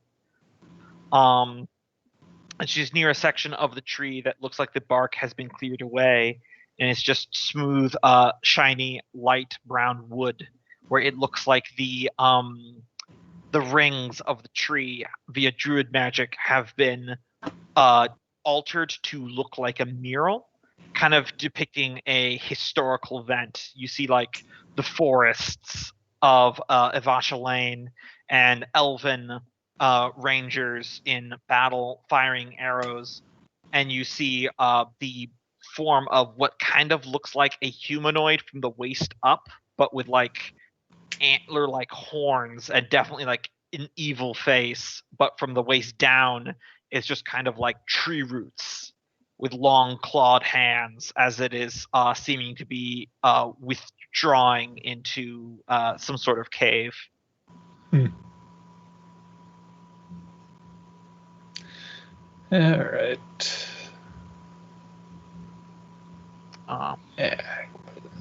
Quick refresher.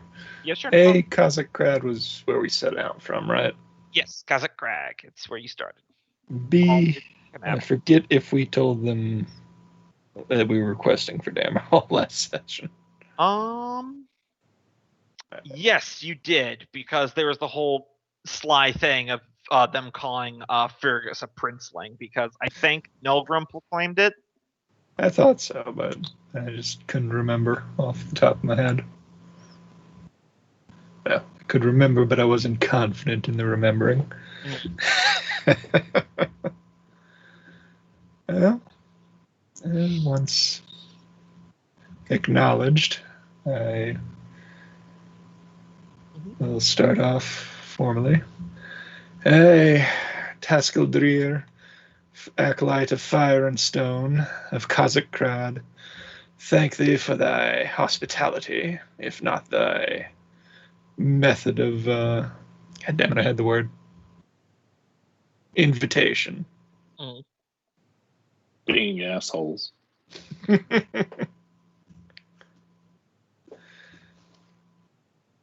And I assume that gets a pleasantry or two. Yes. Like, you are welcome. I understand that you wish to have words. Hey, as you know, we seek to reclaim our lost hold of Dammerhall. And as such, should we prevail, we will again be neighbors. And though we are both of long-memoried people and have reason that have taken great toll of each other, and in such caused those who dwell beneath to come into existence, I would like to proclaim not friendship yet, but peace between our people.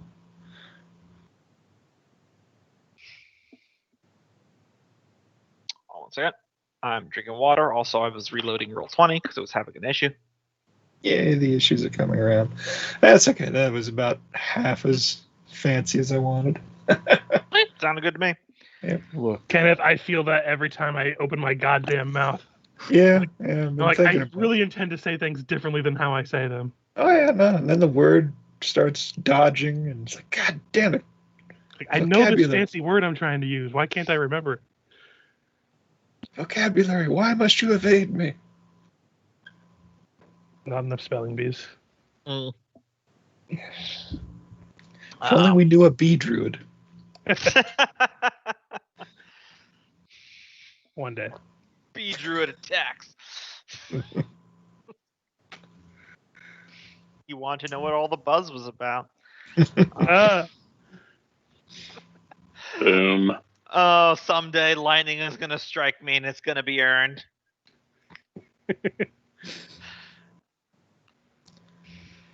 Well, I can't do any rolls, but I can still do role play over Skype. So,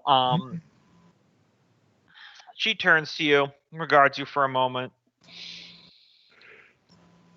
and says, I know your welcoming to this place has not exactly been the warmest. Both of our peoples have done much to not foster openness, but I do not consider you or yours an enemy. Aye, nor I yours. Though we have, in the past half year, fought many of the drow, even saved a settlement beneath these mountains from their clutches.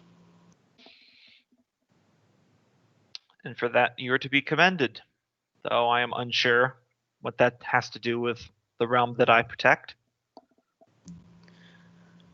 Well, in coming into your woods, we fought whoever had placed that beast in the cave. I was wondering how you got past that. Destroyed whatever wards were protecting it, and then it crumbled. I don't know if such a beast will reform, but I doubt it. I don't know who sealed that cave. Was it to your people's doing?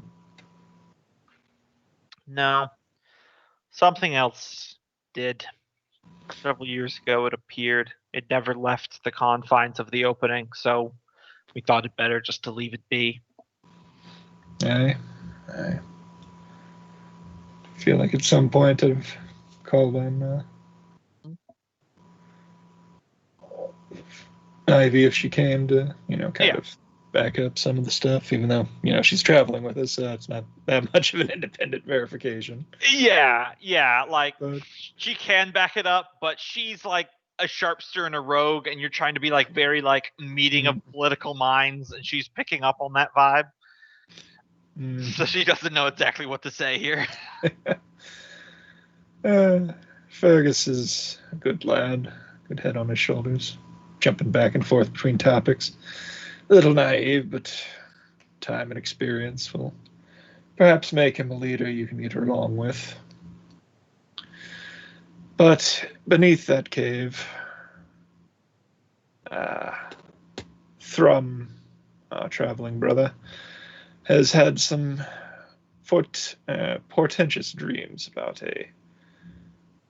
something going wrong down beyond the jungle in the cave. As it's on your doorstep, I decided that would probably be something you wish to know. The wound. Yes. Yes. This is something our archdruid has known about for some time. It is though it is curious that one of yours seems to be connected to it. No. As we're about to enter the closer of the two entrances to it, it collapsed upon us. I'm sure you've felt many recent quakes up here. Small, distant. If you wish to know more, then I suggest your man go speak to my archdruid, though he is not here at the moment. Oh God, was he the stag? It was all a test all along, and they didn't expect me to kill it.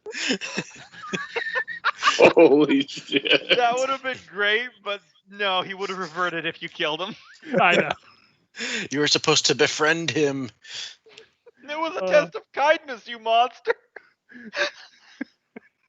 Sorry, I couldn't help but blurt that out. It was a test of kindness and oneness of your spirit with nature. Who kills such a majestic being? You chose Wait, I have his pelt, poorly. and I pull out the pelt, and it's a human Oh. elven skin with a head. Oh. Might have gone mad for a bit there. I'm just I shall advise him to do that when I speak to him next. But it comes to mind that perhaps he would want a joint expedition down to find out what this problem is. Supposedly, somewhere within the jungle or that more volcanic region is a mine we're looking for that might be able to lead us towards Dammerhall. That would seem like your business, not those of the realm of Lothal Lane. I did not expect you to know anything about the mine, but the disturbance in the wound would be a joint expedition. We seem to be mending many fences on our way down. That is what I already know about. My archdruid has talked to me about such things. There is a rift at a point within the wound, a sort of crossing between the realms of the elements that has been torn open by what we are unsure, but it is causing the earthen disturbances that you have been reporting. My archdruid has spent some great time poring over the facts, and he tells me that within several years, the wound will collapse upon itself. But the realm of Lothal Lane will be left unaffected. Very well. Ultimately, it will only just be performing a greater bulwark between us and the drow. Very well. If it does not concern you, we shall resume our journey upon the return of the prince. If you Druid has told you that it will not destroy your home here. And there's little reason for us to investigate it either. If that is your choice. She takes a deep sigh out and quiet for a moment. I do not wish you to think me callous or uncaring about what you request and what you seek to have done. I understand what you're speaking of and the olive branch you're seeking to reach out. I do appreciate the effort, Master Dwarf. Do not think I do not see it. But I have not had this position long by the standards of my people. I am trying to make sure that as many of them are as safe and as protected as possible.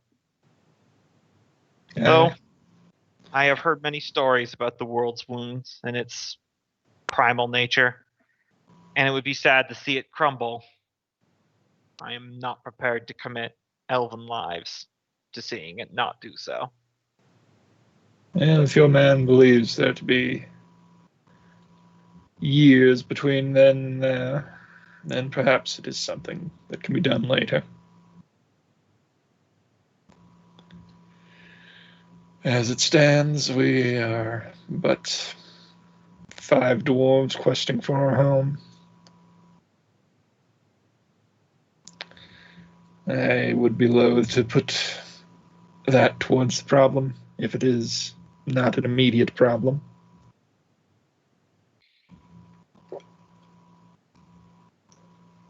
Water. He. My goodness. Freaking the music wasn't playing for me, so I just refreshed the page and it's not having that. Let me try switching browsers real quick. Which browser were you on? I was on Chrome, so I'm switching back to Firefox, see if that changes anything. Yeah, I was going to say usually Chrome is what works for me. Yeah, normally for me too. You two are. Why don't you built up try pretty Microsoft heavy on- Edge, otherwise known as that Internet Explorer that nobody uses? Yep. Yeah, you two are built up pretty heavy for this campaign on Roll20. We might have to do a little bit more looking into setting up a server for Forge or Foundry or whatever it was. After this setting, after Pathfinder's Rune Lords, I was just going to shell the money for Foundry and try it out and see if I like it, because it has some quality of life features that might be better for us in the long run. Yeah. I've already paid for another year of Pro. I'm going to Same. be using it, damn it. Oh yeah, no, that's what I'm saying. We're the ones we're playing right now are built up pretty heavy, and I think Michael's pretty heavy too. So that's probably at least a year. Yeah, and there's no guarantee we'll only use one or the other. There might be times where we use one versus another one, but it's nice to have options up there. Is everyone else in game, or is it just I'm me? I'm still in game. I've had no problem. Still fine for me. Yeah, I shouldn't have refreshed the page, was my issue. Mistakes are made. Yeah, I'm good. I'm actually in game now. Okay. But I'm just saying, I know Loki put up a server for like the whatchamacallit, 7 days and all that. Well, that was just a rented server. So Yeah, I'd been meaning to ask if you were running a box or if you had space or something. Nope. Unfortunately Anyway. not. Doing a server for the Foundry one is not that hard. It's really just connecting people to your. I remember looking at it. It's really simple to set up, and you can just turn it off when you're done using it for the day. Yeah. So, but anyway, that's in the future, and I don't want to deal with my own shit in the future yet. Yep. Well, I paid for Foundry already, but yeah, I haven't really messed That's a around problem with it at for all. future Richard. Yeah, fuck that guy. Anyway, He hasn't done shit for me. Why should I care? I don't even know if he's real. Also, I had to reload my Roll20, so now it's having problems too. Lovely. Yeah, I think they're having problems all around tonight. Yeah, that's a bummer. Remember actually been when noticing Wednesdays that were the more lately. stable day? Right. Like, I remember when we first started playing, me, Michael, and Gombo, we played on Sundays and Wednesdays. Sundays were always the ones where it would break on us. Normally it is fine. You know, we just remember the rough times is all it is. Okay, it's reloaded now.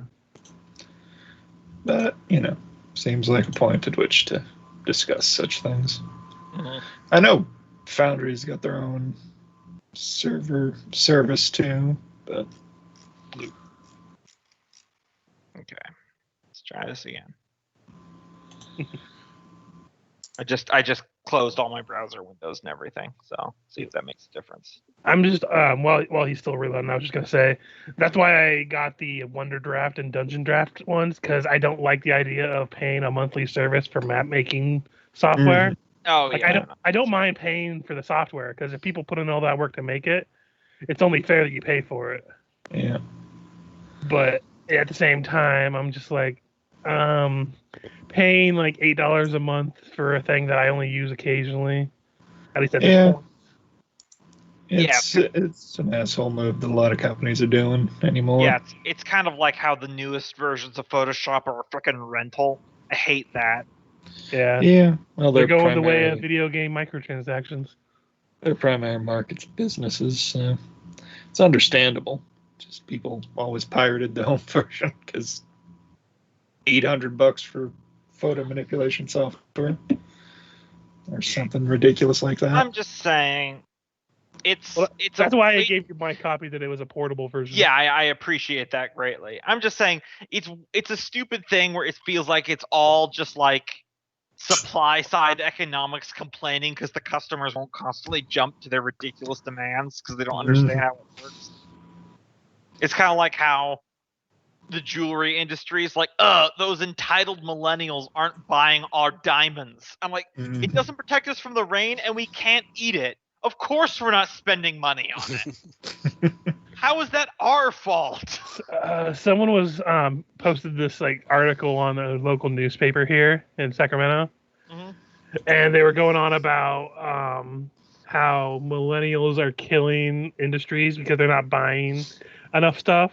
And the thing they were referencing are like the frivolous like kitchen appliances that I know. Like oh, this thing chops onions 2% cleaner and faster, but it's a whole other appliance that just cuts onions. Why the fuck can't I just not use a knife? Because you need the onion chopper, Richard. Like, you're gonna use your or knife. why aren't we buying salad spinners? I feel like they still make those. Yeah. Yep. They have a brand new one at the Ross that I work at. I feel like if you're using a whole separate appliance to chop an onion, then why do you even own a knife? Yeah, really. What could you possibly be using the knife for if you've specialized to the point of chopping your onions with a different utensil? The thing is, though, they already have the best thing. If they want to have something faster and better at it, there's already one thing that's perfect. It's called a food processor. Yep. You throw an onion in there, you pulse it a couple times, it's shredded to pieces. Hold it down, it becomes like a paste. You're done. I don't know. There's a whole thing about people just buying these ultra specialized ridiculous products. Like, listen, I get it that a lot of people call me a socialist just because I don't think you need to constantly buy to solve all your problems. But no, I just I figured I'd mention it because there's that mindset. If you're not buying these weird, frivolous things, you're not contributing to the economy and stuff. Yeah, but it's like I worked like 1 million hours and they barely paid me for that. Like, what? So how are we going to have money to buy frivolous stuff, even if we wanted to? Yeah, exactly. But if pointless, gimmicky machines won't fill the gnawing void in my soul, what will? By the way, I was going to say, now I don't think anyone here has actual Photoshop because I used to get it as a part of my job, and I do not anymore. Yeah, no, I've just been using GIMP for the longest time. If there is a open source product, it's probably at least comparable, and it's free. I either use online versions of like photo manipulation things that are like will do one thing specifically. Like if I want to make an image transparent, I know that I have this website that I just upload an image into it and it automatically does it for me. But other than that, I have a portable Photoshop from like 2004 or some shit.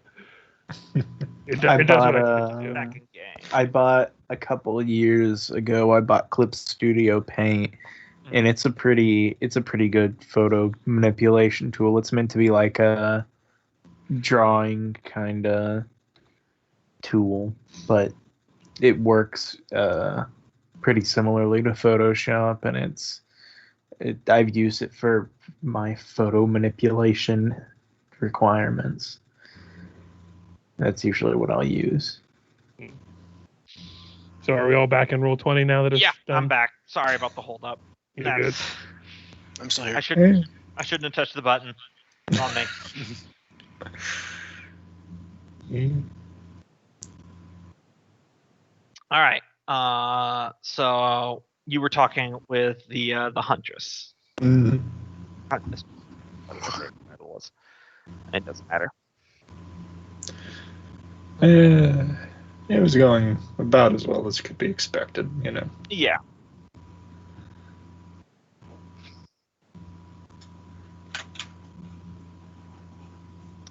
Trying to remember the last thing that was said. She's vaguely unconcerned about it, other than, you know, losing what could be an interesting jungle forest. Yep. Didn't have the people to spare. Or rather, didn't have the political capital to spare the people. Yeah.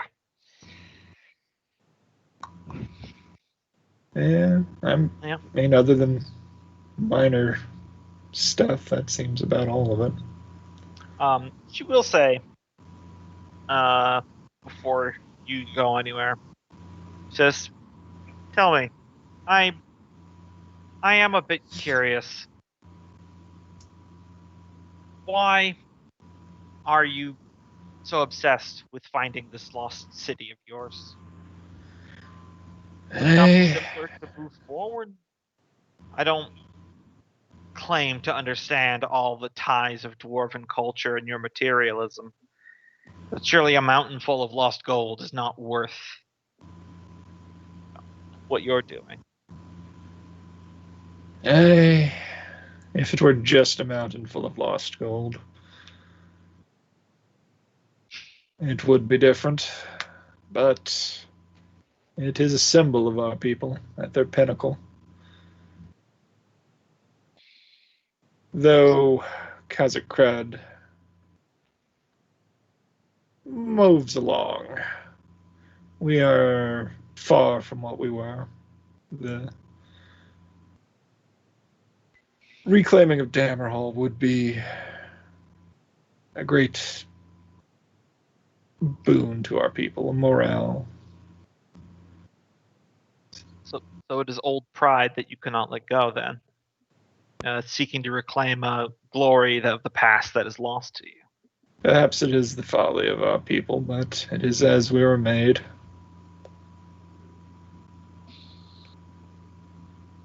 I would expect that should your people have lost this great city, they would feel the need to at least mourn its loss. Is this what this quest is to you? A form of mourning? No, the mourning was long and hard. This is attempt. Yeah.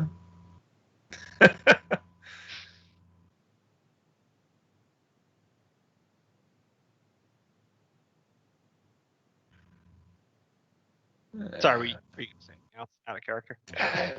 Trying to think. Yeah, I do allow for out of character. Let me think about what my character would say. I played Manfred with like 40 charisma. I am not a 40 charisma person IRL. Oh yeah. If Well, I that's did, also I'd why be I like do a lot of summarizing of what I'm trying to get across too, yeah, instead of trying to act it all out because I'm terrible at it. Yeah, that's acceptable too. Because as I'm saying, if I had 40 charisma in real life, I would be running a country by now. I would say it's more an attempt to reforge what was once broken. To rebuild. He has the elven sword.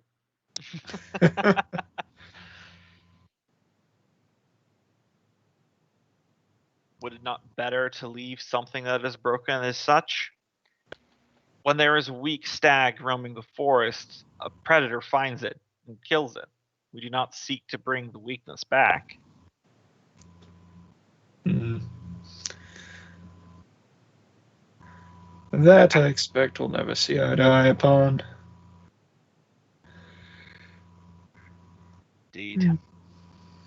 And out of character, that like difference of philosophy is why elves and dwarves always feud. Mhm. Elves try to accept the world, dwarves try to change it. Simple as that. Especially these wood elves. And then humans try to take over the world. I do enjoy from a book that I just read recently that had fantasy races that explained why humans kind of piss everyone off. It's because since they are short-lived, they always seem like they're rushing to do absolutely everything, and they inexplicably seem to get a lot done in that short time. So everyone else, they seem rash and impatient and short-sighted. But that's just because humans are rushing to do it on their timetable, not freaking 1,000-year-old elves. Mhm. Or alternatively, they're just like the bitter old person looking at the achievements of a young person, and they're like, when I was 28, I was a literal suckling fetus. Yeah. Seems No, like a more natural point in the conversation between the two to have brought in that the war took a great deal out of both parties and caused the worst of us to splinter off into the Underdark races.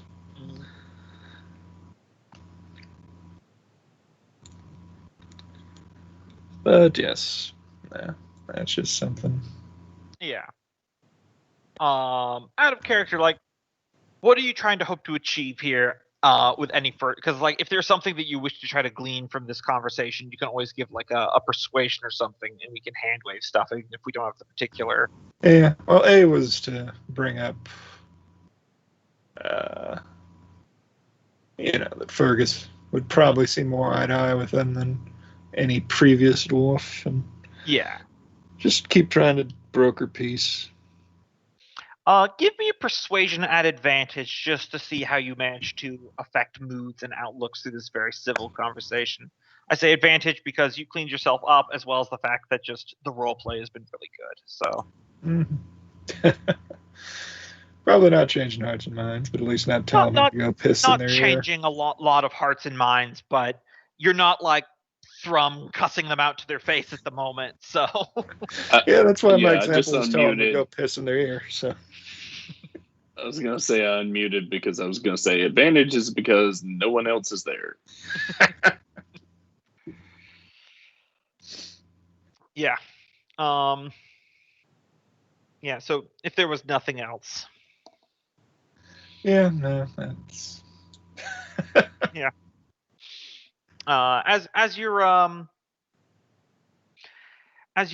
walking away, she does call out to you. She says, "If your man with the visions wishes to speak to the Archdruid, you must head to the grove to the north.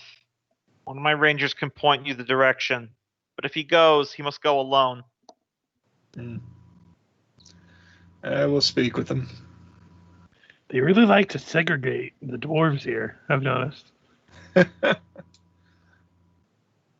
Well, I mean, like you guys said, maybe all 5 of you together could take on a ranger patrol, but one of you can't. May thy reign be long and Economy healthy. at that point. So as you're leaving this conversation, which actually went pretty well overall, you didn't get anywhere, but no more bad blood was added. It's very easy to remember the argument with that drow diplomat in Fastervault and how much more of a blame game that one was. And you're walking past like these elves preparing their weapons and stuff. What's Taskill thinking about?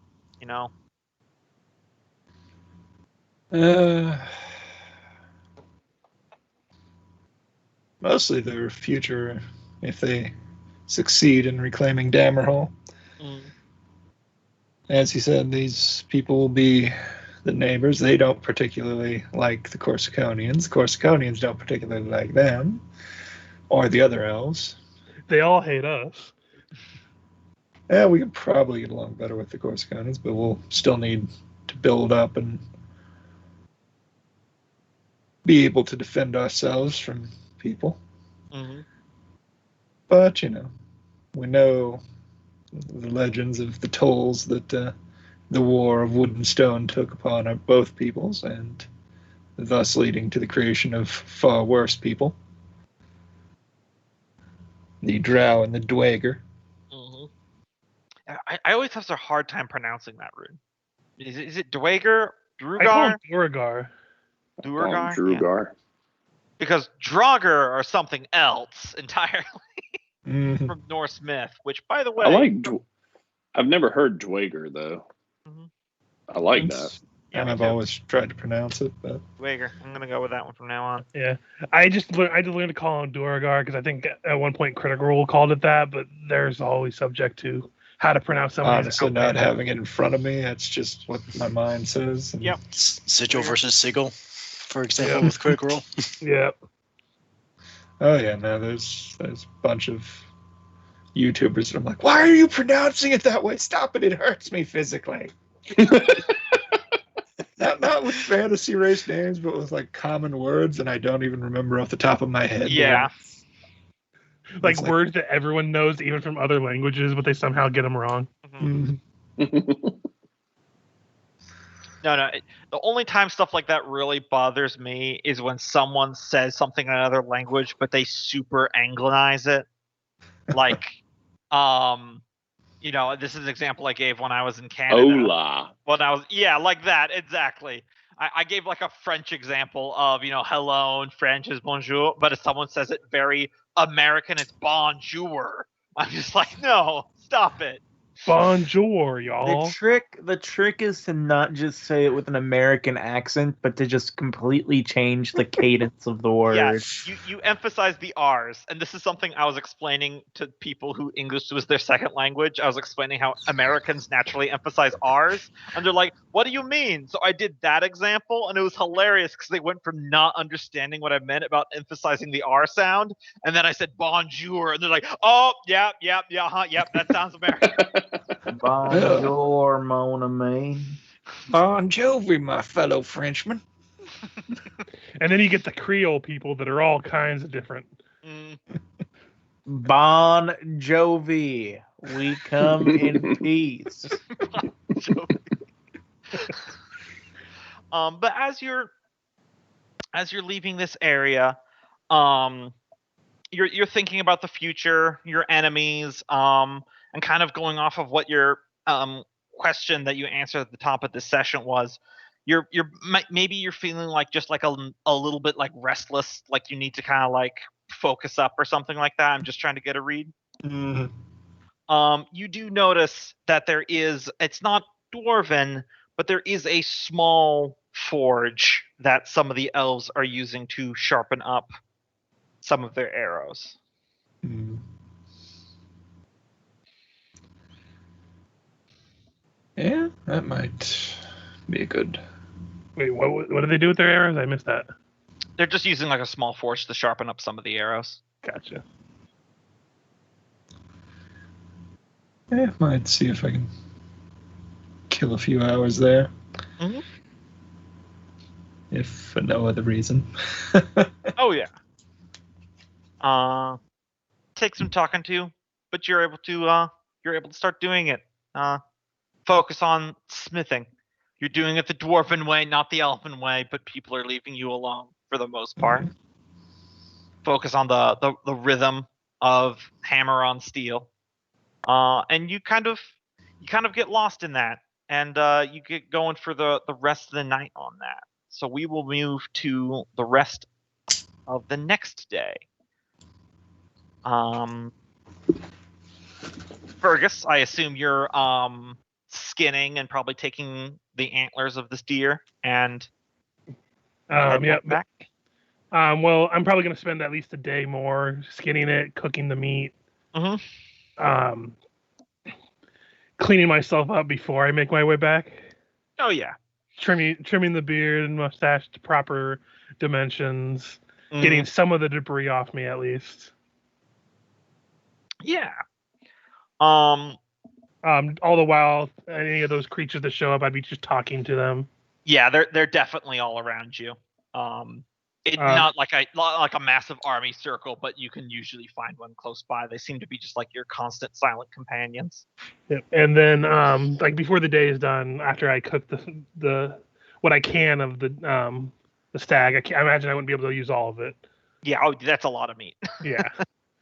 Just do what I can with it to make my own meal and maybe some to last me over the next day. Mm-hmm. I would take one of the largest bones I could and do my best ability to make like a flute out of the bone. You know how people can do that? Ooh, yeah. It's not going to be very good. It's not going to. I basically just want it to be able to make sound as you use it and be able to change the sound with some holes. Mm-hmm. Go ahead. Go ahead. I was gonna say, give me an intelligence, just a flat intelligence test. I don't know if you have any tool proficiencies that would be relevant, so just flat intelligence is all you need. Ooh, 23. Shit. Yeah, you're able to take a bone, and you suck out the marrow from it, and you put some holes in it.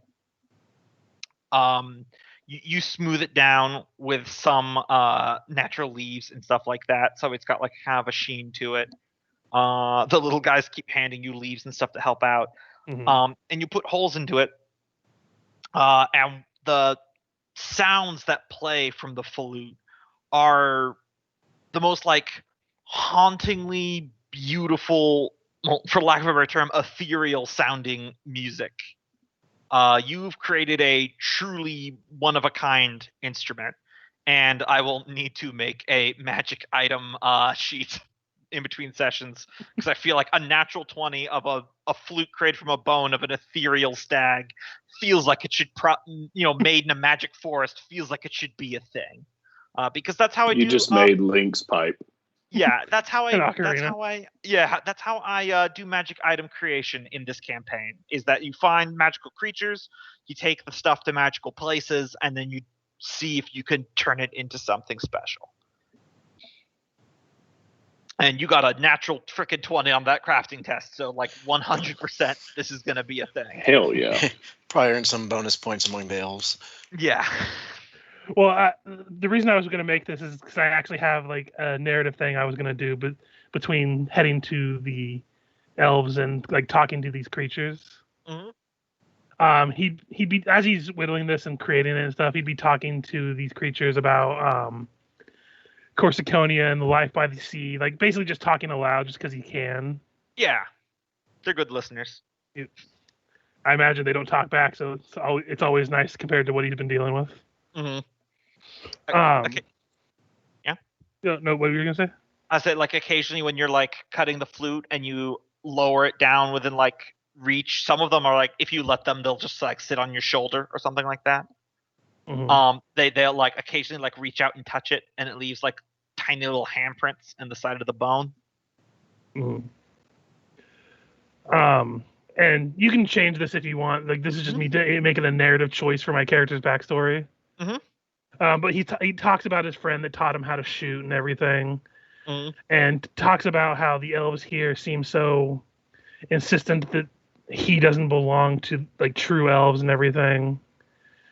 And like, but you see, he taught me a song about being forced away from one's home. And basically he's going to play a song that he remembers his friend teaching him. Mm-hmm. That is essentially the song of being forced away from your home and never being able to return, implying that the teacher might have been an elf from maybe not this area, but from an elven area that wasn't like city elf. Mm-hmm. And he's going to basically play that as he returns to the tree. Oh yeah. Especially with that natural 20 and the instrument you're using, I'm definitely going to say you don't need to give me like a perform or anything like that. It's, even though it's just you and these little guys that are listening, it is a wonderful, beautiful song that is just filled with an innate sadness and a longing for home. If this was a movie, this would be 100% the moment where we like cut to everyone doing their own thing. We see Taskill working at the forge, murmuring prayers. We see Freya and Nolgrim like wandering through the forest looking for golem parts. Once again, like silently, we see Nolgrim look over his shoulder, and there's just another one of those like kind of ghostly dwarven shades watching him from a distance. And he sees beyond it, there's another one also watching him. We see Thrum like trying to recover a morning of his sleep, but he's like thrashing a little bit as he's having another one of those visions. Like the side of his face turns rocky for a moment before he wakes up again. We see Ivy coming into that same area, lying down and placing a pillow squarely on her face as the sun is beginning to rise over the railing of the little bungalow. But yeah, final thing I'll add is when I do return to present myself to them, I will be wearing the stag's thing as like basically a cloak with its antlers on my head and everything, playing this flute as I enter. Nice. I'm gonna make it very flashy, essentially. Yes. So you said you're gonna be staying here the day to do that. So yeah, because I imagine making this flute, skinning it, cooking the food. Oh yeah, taking some time. Finishing a couple carvings of these creatures that I was gonna do. And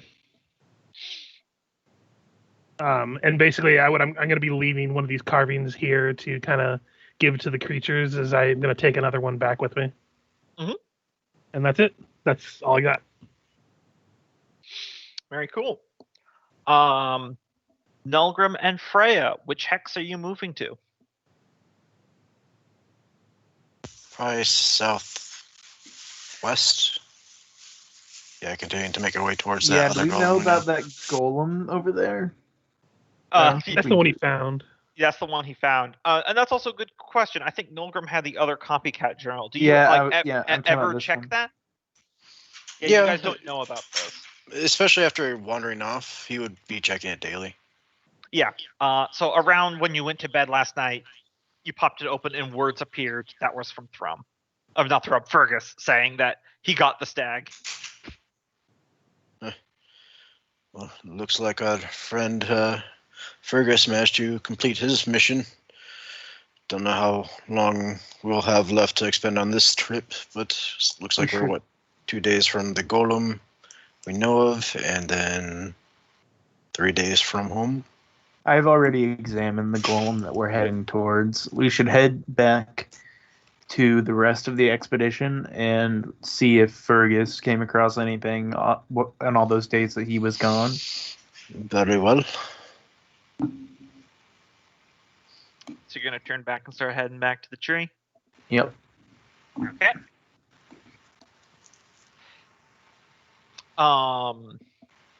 Let's go. See, Taskill. As the sun rises, you finish practicing your metal work, kind of like a prayer through action, and it makes you feel focused and revigorated more than you have in a few months on this quest. Definitely closer to lots of the original tenets of Father Mountain. And I have a handout for you. Taskill. Okay. It's in your journal. If you go underneath the character tab, it should be, I added a new folder called Boons. Prayer of Tempered Steel. Nice.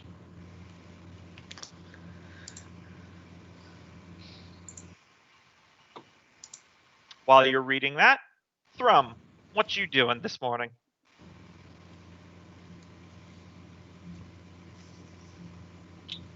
Is this day 3? This is day 3 of Elves, yeah. He is going to do what he's done before. Not so intently on the fishing, but going back down there to try and reconnect with the feelings he had before. Okay. Yeah. For lack of a better term, you are going to meditate. What nope, is- absolutely not. You can't call it that. Okay, you are going to connect to the earth while holding still. Fishing is essentially meditation with rewards. What Yeah. did Ron Swanson do when he went to the yoga place? He sat Just- there, did nothing, and thought about absolutely nothing. I don't know what else the other people. That was yeah. Meditation is one of those things that gets the stigma of the people that sit on pillows and go but there are many, many different kinds of meditation. You know. Yeah, I just Oh, love yeah, that totally. Ron Swanson was just there staring off into Yeah. space, and everybody else was going through that. He's like, "What?" Just kind of hit that transcendent You reached point where like, enlightenment. how did you do that? Mhm. Normally it takes people years to do that. Like, I sat there and thought about nothing. Mm. So, since a mental component is a big part of this, how does Thrum feel as he's trying to form this connection? Is he trying to like calm himself to like understand it, or is he trying to like force the connection to happen, like be aggressive about it? He feels constipated. So the aggressive one. Yeah. He's never been that calm, Mhm. Peaceful thinker. He's always been moving on to the next thing, goal oriented, and this isn't working out for him. So he's gonna, walk over there, make sure no one's looking, sit down, then realize he's supposed to cross his legs. Remember his hands were in the dirt, stick his hands in the dirt, close his eyes, and squeeze his eyes closed really hard. Yep.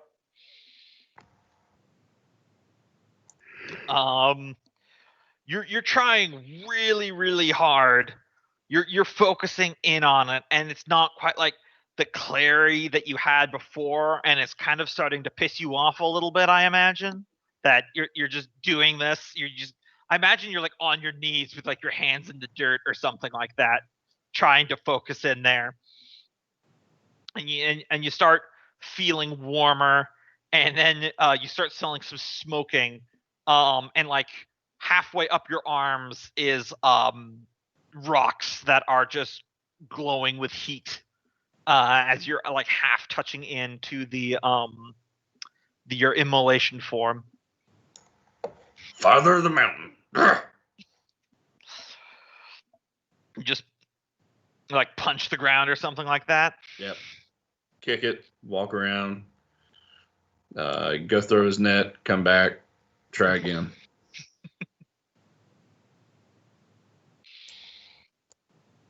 Yeah. While you're struggling that, Taskill, did you already finish your looking at what I gave you there? Yeah, it's really nice. Did you want to go find Thrum? Yeah, since apparently I was doing that the whole night before going to sleep, try and find him. I can only imagine him down there, tink toom, tink toom, tink toom on the forge, and all the elves up in the tree are like, "Son of a bitch, stop hitting the hammer."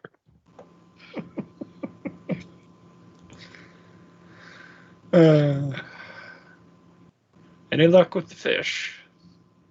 You see, there's What? multiple. Well, I just had one. I was baiting a hook. But I'm using a net. Nope, not a lot today. You see, there's about 8 holes in the ground, approximately the size of a dwarven fist, that all are kind of burnt and smoking. Look at those as he's stumbling about baiting hooks and nets and all that. Yeah. It is what it is. The Huntress said that it might be a good idea for you to speak with their druid about your vision, dreams.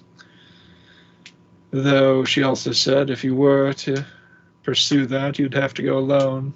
Apparently he lives a ways to the north of this encampment.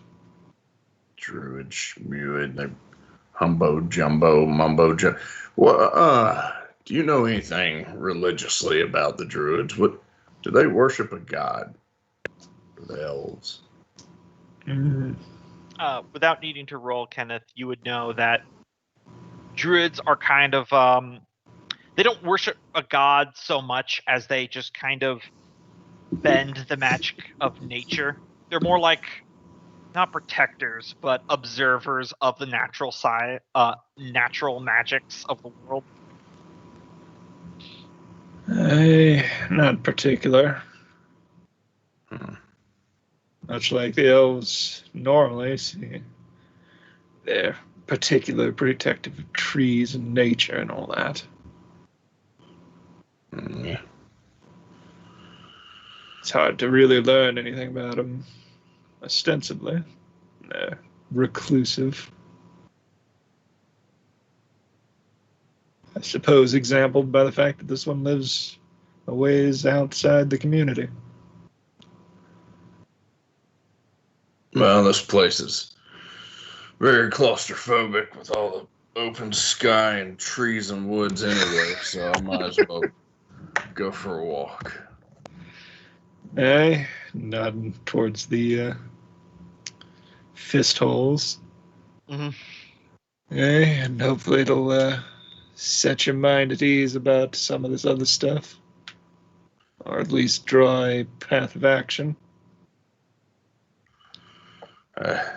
Might as well go get a pack ready and head out. She said any other rangers should be able to point you on the way. Yeah, and I'll just save some time saying that you asked, and I'll just reveal where you're headed on the map.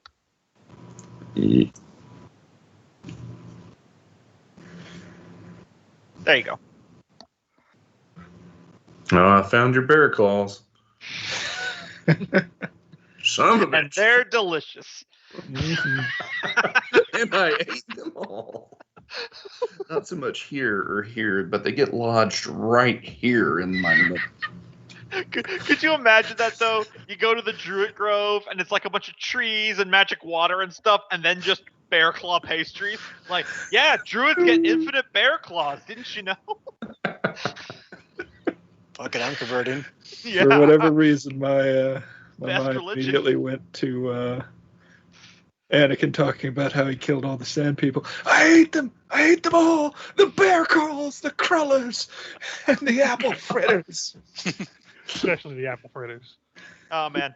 Slight tangent here, then we'll get back on track. I did love how they emphasized the people part of Sand People in The Mandalorian, but they actually had, like, culture and you could communicate with them. And the fact that the main character actually got along all right with them makes you look at Anakin and go like, wow, you're a fucking monster. Right? They were like a society. Yeah, I did enjoy that. And he could communicate with them, and they had traditions and, like you said, culture. Yeah. I very much And enjoyed faux pas. Coming and murdering all of us? Faux pas. Yeah. So Thrum is heading out. Yeah. Much like Fergis, you can move 2 hexes a day on your own because you ignore the difficult terrain of the forest. So, which path? What's the route you'd like to take? He'll go up, just straight up. He'll go straight north. Okay. Let me form out your token here.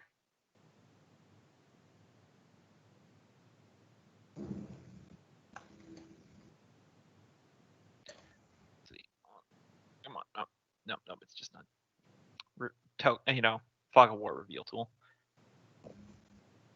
Yeah, by the way, this is like the very tip of the top of the map up here because we're not going to be going all the way into the lands of Avasha Lane. Ladies and gentlemen, we have successfully split the entire group. Which is hilarious considering literally the next day, everyone's coming back together. Freya, go that way. I'll go this way. Yeah.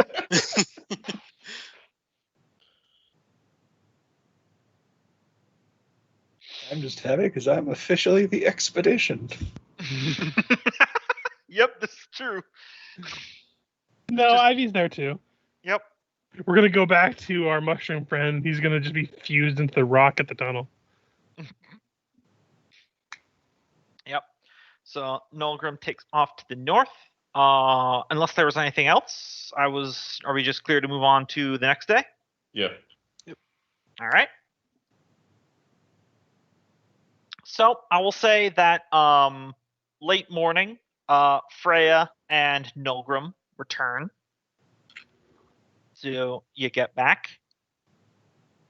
I assume you go and find Taskill and Ivy. Yep. Yep.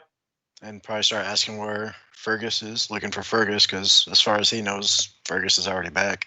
Mhm. Said he completed his mission, right? I mean, you don't know. You didn't write back. Yeah. That's a fair point. You left the text on red. Okay. Yeah, the little icon hasn't appeared underneath it yet. Yeah, Ivy just says, haven't seen him. For Nolgrim will frown kind of at that, open up his book and say, "We're at the village. You're not here?" Question mark. I imagine I'm already walking, so I don't see it. In the Yeah, book anyway. you're technically like in. I'll just reveal the middle hex because I imagine you're taking the direct path back. Yep. New journal. I would stop for like an hour when I start seeing the tree in sight, though, to find like a nearby like spring or water source and like clean mud and stuff off my face to make myself look as presentable as possible, because appearances matter for Fergus. Oh yeah. He doesn't want people knowing that he rolled in the dirt to do this. Yeah. So it only helps so much. He still looks like he rolled in the dirt. Yeah. So yeah, there's no sign of Fergus. It's just Taskill and Ivy here. You don't see Thrum either.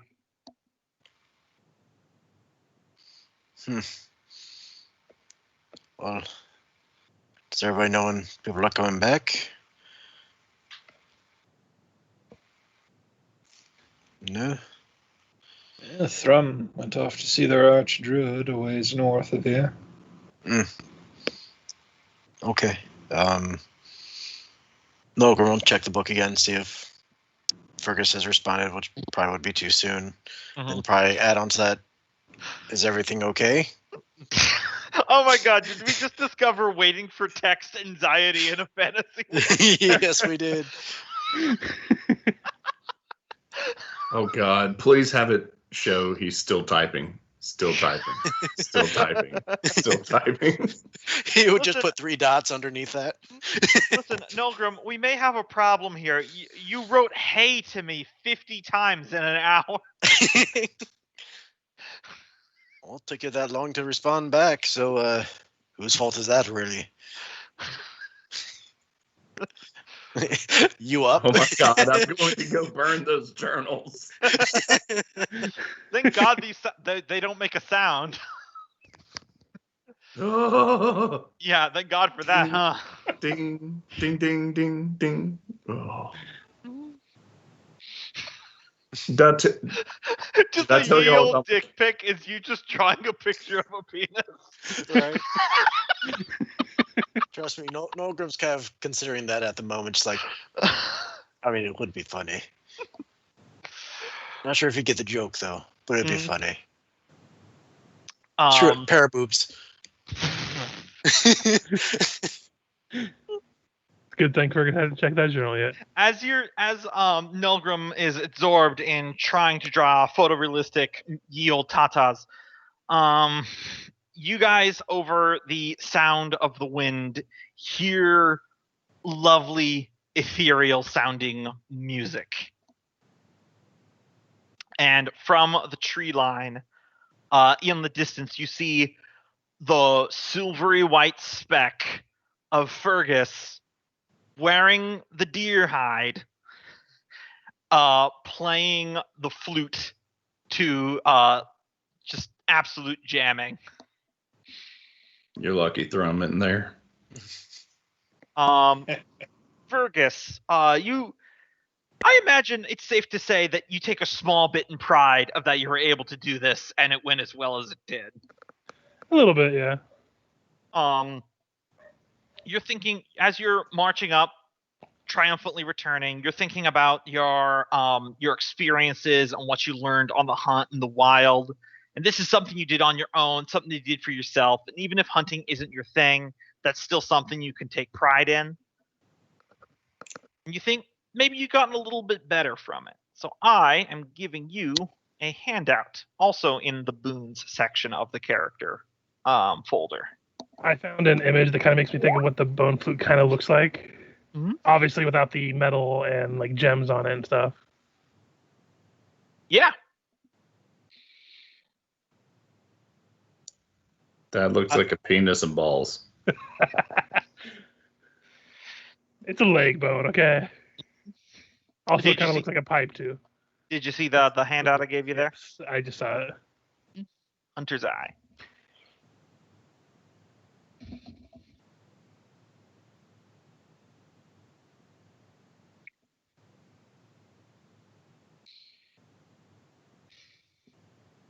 Yeah, and so as he's drawing closer to the tree, Ivy squints out into the distance, eyes watering a little bit, most likely from the sun, saying, well, I'll be. It looks like he did it. I mean, assuming that's the right thing that they were talking about.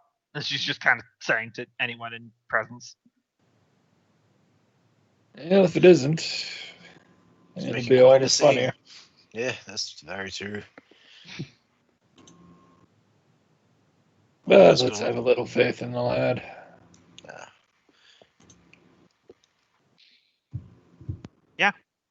Fergis, the rangers show you up through the tree into the main hall where you first met the Huntress. It's just you and the guards and her at the moment as she comes in, and she's you don't need to do it inside. She's genuinely kind of surprised you're wearing this ether stag pelt and with the antlers and everything. Before I get into what I was gonna say, I really like the ability, but you just had to make it wisdom based, which again it makes sense because hunting and stuff is all survival and wisdom based. I mean, but I can use it a whole one time. I mean, if you literally get one more point of. I know. I'm not Also- actually bitching it. I'm not. I am not bitching about it. I'm just saying. I know. I was just gonna say, like, hey, there's no roll. There's no rolling involved. So Thank God. yeah, don't give me too much. I gave you an ability that doesn't roll. No, don't worry. My wisdom was already going to be going up next level anyway because I'm going to be upping my dex and everything. So Yeah, it'd be going. anyway, sorry. I just wanted to.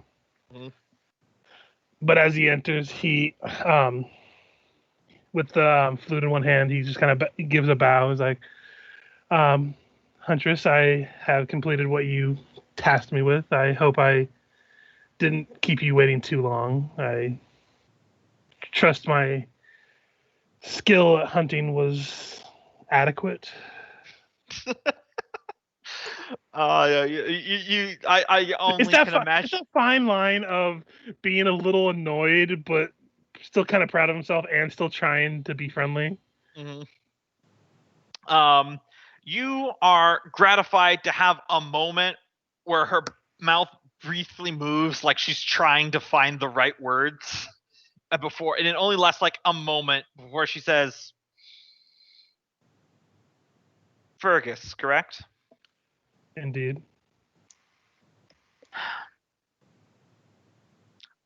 I believe I owe you something of an apology. When I sent you on the quest for the silver ether stag, I genuinely did not believe you would exist or you would succeed. You would exist. Sorry, listen. No, you're fine. You guys get mulligans. Yeah, no, I get get it. them too. Yeah, no, for sure. No, you're fine. I just couldn't Just help it. out of character, fun. Because all I pictured is her saying that and then pulling out a bow. Roll for initiative, motherfucker. Never send a deer to do an elf's job. She said, I did not think you would succeed. I thought perhaps you would traipse about the woods for a few days before what I perceived as your stubbornness and anger would make you turn back. That was wrong of me to judge you so swiftly. You would be right. I did let my anger get a hang on me a few times there, but I help pick up a little bit of help, and I kind of pull out the little statue wooden carving I did. I came across some creatures of the wood that kind of helped me keep my own sanity as well as my own, help me keep on target or on task, as it were. Quite a magical forest you have here. Not anything I've ever come across in my time in Corsiconia or in the mountains that I've been under recently. She looks at the carving. Recognition pops in her eye. She goes, "Yes, I imagine you wouldn't have run into them on the other side of the World Spine Mountains. They generally hide away when they feel threatened. Humans fell forests to build their buildings and expand their cities. So most of the spirits of the shrubs and the trees, these little ones, the chewinga, they hide away. What? To befriend them, I suppose you must be a kinder soul."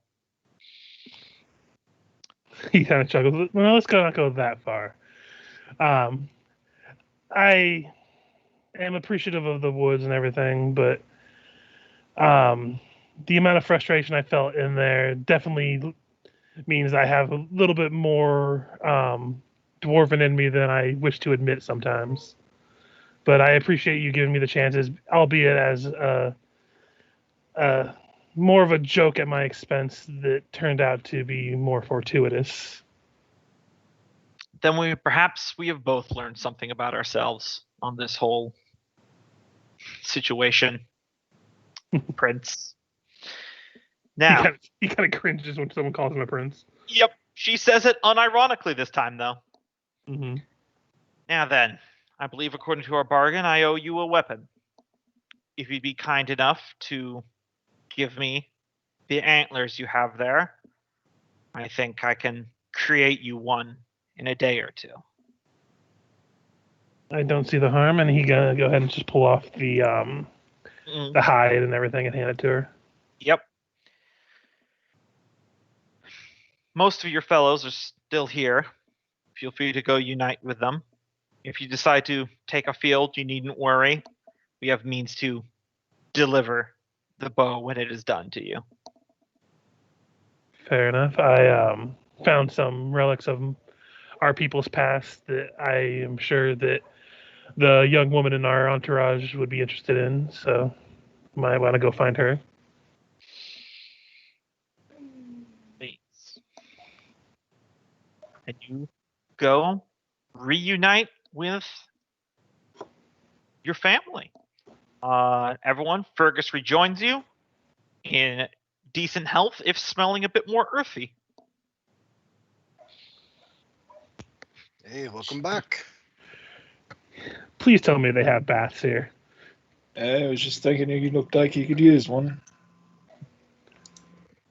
Yeah, went better than expected. Though, to be fair, at the onset, I immediately blew every resource I had taken from our supplies to try to solve it quickly, only to be met with frustration. No harm in trying, though.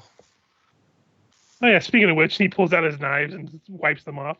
They still had some poison on them. Why'd you wipe it off? Oh my god, that's right. You used your knives to skin the deer. Can we just have a flashback to you taking a big bite of freshly cooked deer? You're like, oh, that's the stuff. And then you just fall back. I imagine that's why I took Best it. sleep I ever had. Like I cooked a little bit that night when I cut off the meat, and I I thought I woke up. I think I'm more tired than I was. I thought I was, and then it takes until this moment when I'm wiping the blades. Oh. You just kind of stare off into space for a moment as Dawning clicks. What? Is everything okay? Yeah, Do I fine. need to see a doctor? You had taken to preparing a bed before you prepared every meal because you just really enjoyed those after meal naps the whole way back. I imagine it wouldn't taint every piece of the meat anyway. No, cooking it probably would remove some of it, and you do have like super high poison tolerance as a dwarf, so. And I would like nod at Frith. I found a few more of those golem things that we came across in our initial jaunt into this forest. Probably can trace our path back to them if we wish to go there on our way out. If Mike's muted or not. He's muted. Sounds like you've had better luck than us. We traveled the opposite direction. Didn't find a damn thing beyond a few tracks. To be fair, they were on accident. I took a Yeah, rope there one was quickly. nothing in the direction we went. I would show her the rune that I kind of rubbed into my journal, but it's very small. It's only like one piece of a rune. Like I didn't have time to really take too much information off of it as I was in the middle of a hunt and everything, but I did manage to find a couple, and I could lead you back there. With a lot of us, it would probably take us it's a hex a day, right? Yeah, hex a day. It'd probably take us about 4 days to get to both of them. Well, yeah, I'm definitely gonna want to do that. Speaking of which, where's the rocky asshole? I'm talking about Thrum. Yeah. Hey, he went up north to speak with their druid. Wow, that's big of him. Yeah, something's going on with him. Ivy speaks up. Fingers crossed he doesn't start a war. Don't worry, it's probably a second puberty. I heard dwarves get it when they're about reaching 120. Is that a thing? I don't know. I just assume. Ivy bows to the room. No. No, you see, it's when they grow a beard on the back of their head, not hair. Like it's just a whole second beard. It's nuts. I was on the same line of thinking, but I was gonna say that's when they grow their back beard. Yeah. And I'm just gonna roll deception on her to just see if she falls for it, which is not great, but Let me I just wanted to anyway. let me pull up her sheet, see what her inside is, just for fun. Ba-ba-ba-ba. Gaslight. I do like the idea though that all old dwarves are rocking mullets. Oh my god. Well, she's like, no kidding. Wow. What a weird people. Yeah, you don't even want to know what it looks like on the women. Once they start growing their second beard, it's just nuts. As she stares in the middle distance, you know she's picturing it.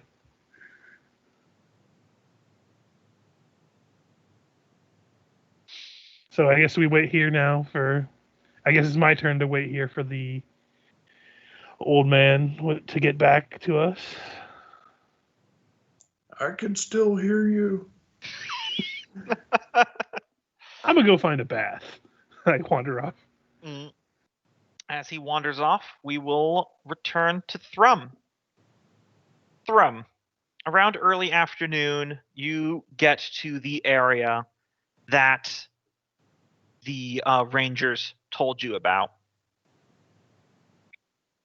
It is a section of the woods where there's like raised stone sides and a grove of trees up at the top.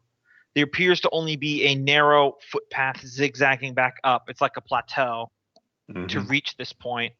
And even from here, you can see like Stonehenge-esque standing stones on the rim of it. Before he goes anywhere, he's gonna take a moment and run his fingers through the dirt and see if he can't detect an elf anywhere around. You detect a single elf. Straight up or forward? On the plateau, yeah. All right. And he's going to start slowly heading up that way. As you are heading that direction, one of the trees by the narrow path leading up the plateau begins to shift as the roots pull out of the ground. And as it kind of turns around, you see that the tree kind of has a face, but it's got eyebrows and a beard made of leaves. And its branches from its top come down to form two arms, each one probably about as wide as you are thick. And it takes a shuddering step forward and blocks the path and holds up a hand. And then it says in deep, kind of an earthy sounding common, "Go no further. State thine business, child of the mountain." Thrum is going to nonchalantly shift his belt so that his axe shifts from his hip to behind him. Yeah, it's a tree ant. So Yeah, he's gonna look up and say, "The Huntress sent me here to speak with the Archdruid. I've come seeking understanding, maybe, or knowledge. I don't know." why would a mountain child need knowledge of the ways of druid craft?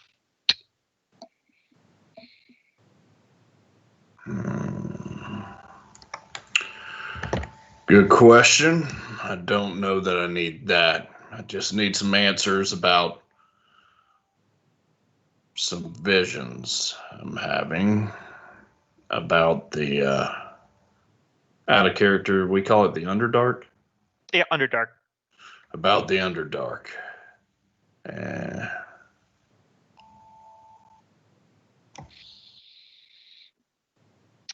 The tree ant kind of plants 1 foot deeper into the ground. You see some of his roots dig in. I see like kind of cocks his tree head almost as if like listening to something on the wind. And then his eyes slowly shift back to you and says, "You may enter, but only if you leave your armor and weapons here. If you truly walk the path of nature, then you do not need them." As the tree ant was talking, just narratively, when he said, "You may enter as long as you," and Thrum was already laughing because he knew he was going to say, "You got to leave your weapons behind." Yeah. You people, your weapons. All right. And he takes off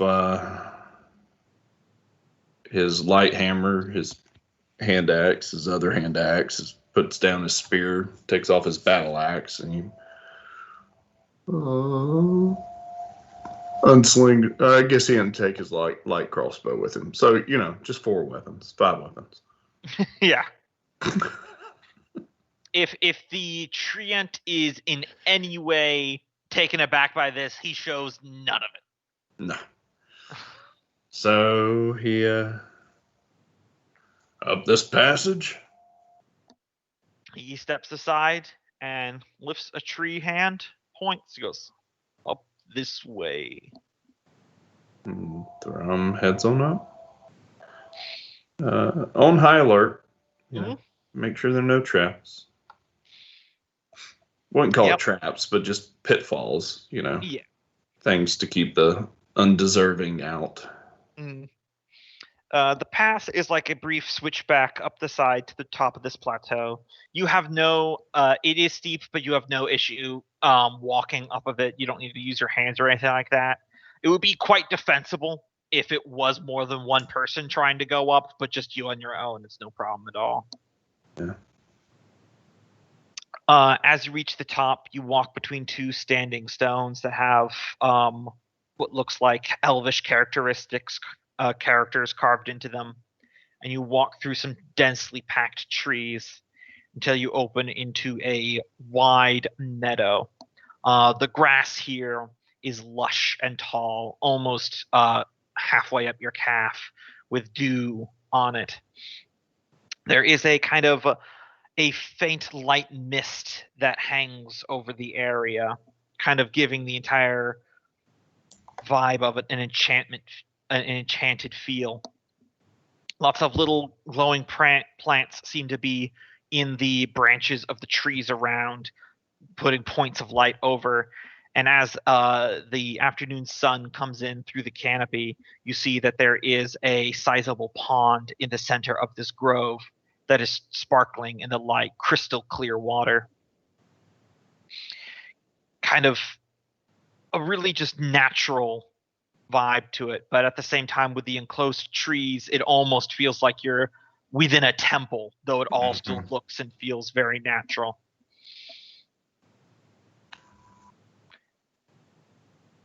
Yeah. Just gonna stare at the pond for a minute and say out loud, I could harvest a wealth of fish from there. Good, clean water.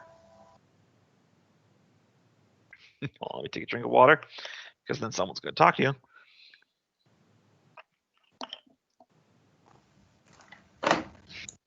You hear a voice speak out in common.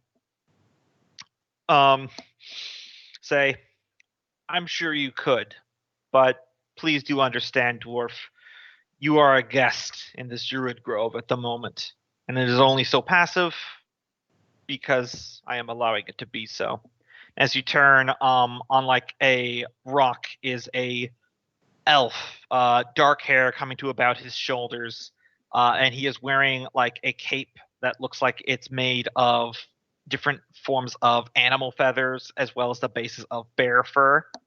And other than that, he's wearing fairly basic, like kind of the green stained leather that many of the elven rangers wear. Upon his cheeks, he's kind of got like this blue Braveheart-esque face paint, and he's leaning on a staff that's made of wood that has leaves at the top, which definitely gives you the impression the staff is still of living wood.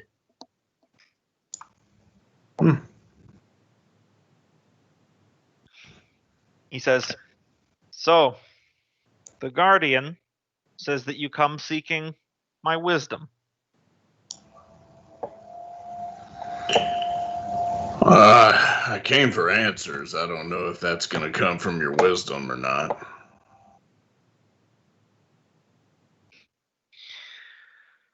How dwarven to believe those two, to believe that wisdom and truth are two different things.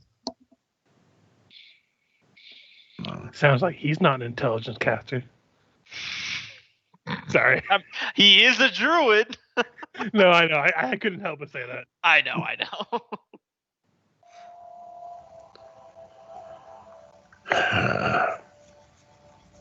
The Huntress and mentioned something to my clansman, and I trust him.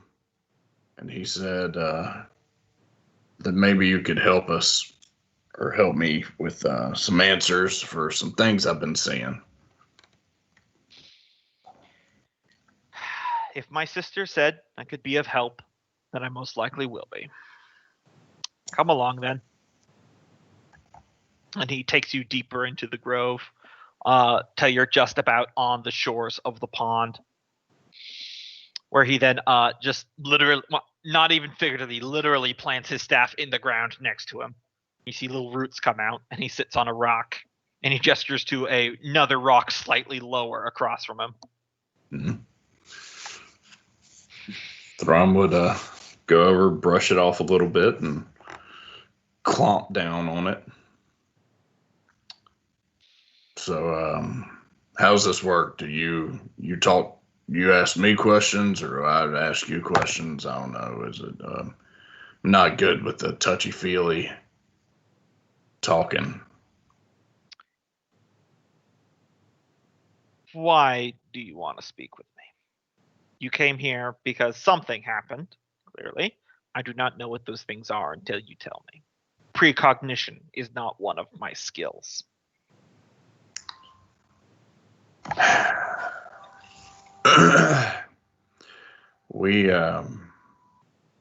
What's your name? Adven Ghislaine.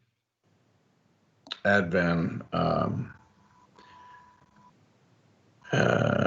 going to share some things with you, and but I hope you just won't share them with just anybody. Is that all right? He makes direct eye contact with you, but says absolutely nothing. Okay. I'm a little uncomfortable in this situation. I usually don't share these things. My companions and I are on a quest to seek Dammerhall, our dwarven kingdom, our ancestry. And since we found our way into the Underdark, things have been happening to me. Things I have never heard of or experienced or seen in any story. I find a rage when I get angry that has changed my body into almost like a large golem. And then I've started having feelings and connections. I've always been connected with the world, the earth, and I'm a good tracker and a good hunter. And now it's changing to where I'm having dreams about we call it the earth wound, the world wound. Earth's wound, yeah. The earth's wound. And there's a spot down there that's not good, and it's having some trouble, and I keep dreaming about that ever since one of my episodes where I changed.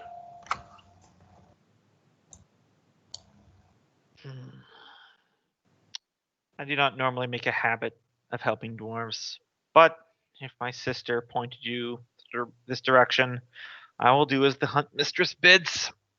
He straightens up, holds one hand out towards you. He goes, all right, hold still.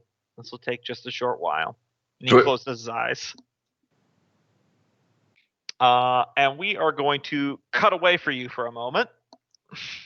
I thought you were about to roll for initiative. No! So, Fergis, you managed to have a bath. Contrary to what you might think, they actually don't just bathe straight out of the river here. They do have some warmed baths that are by the roots of the tree, which, especially as it makes it pretty clear that no one's still directly super talking to you. Word has gotten around that you've caught the ether stag, which is most people haven't been able to do ever. So you got some Wood Elf street cred. Now he's never gonna leave. So you had a nice time at the bath, and you're able to get back to everyone. What's everyone going to do? You don't know how long Thrum is going to be gone, but you know that it's at least a day's travel. And he can always catch up with you guys much faster if he needs to. You guys know that as well. And we know where those new golems are. Do we want to check those out? If you wish, I can take you to them. It shouldn't be too far out. A couple days away for one of them, a couple days to the next one. Feel Freya will get the most out of it, but I'd still be interested in seeing it. Yeah, I definitely want to get a look. Ivy, Taskill, are you fine waiting here for Thrum to make sure that he doesn't think we all abandoned him? Hey. I mean, if I have to. God's be so good. I mean, do you really want to be out in the sunlight?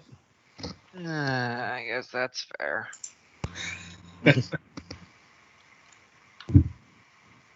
So if you are going out into the woods, says Ivy, she fishes into her cloak and she pulls out like a coin purse sized bag. Definitely not of deep gnomish make. Could you just take this with you as you go? I think it would be helpful if it wasn't on my persons. What did you do? Well, nothing provable yet. That's the hope. If I carry this, is this going to ruin any goodwill we've built up? He's has his head covering his face, or his hand covering his face. I don't think so.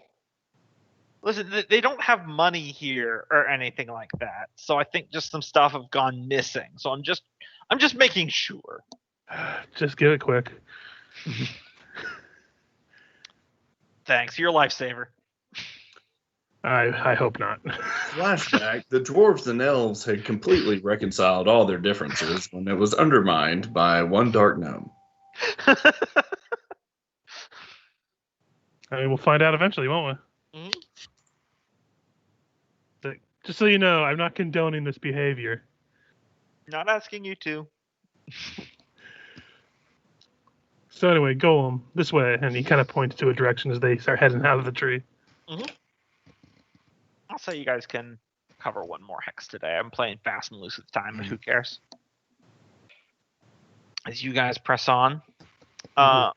Meanwhile, back at Thrum, he's been holding his hand out in front of you, and you've been sitting there for coming up on 3 hours now. Is Thrum being very patient, or how's he doing?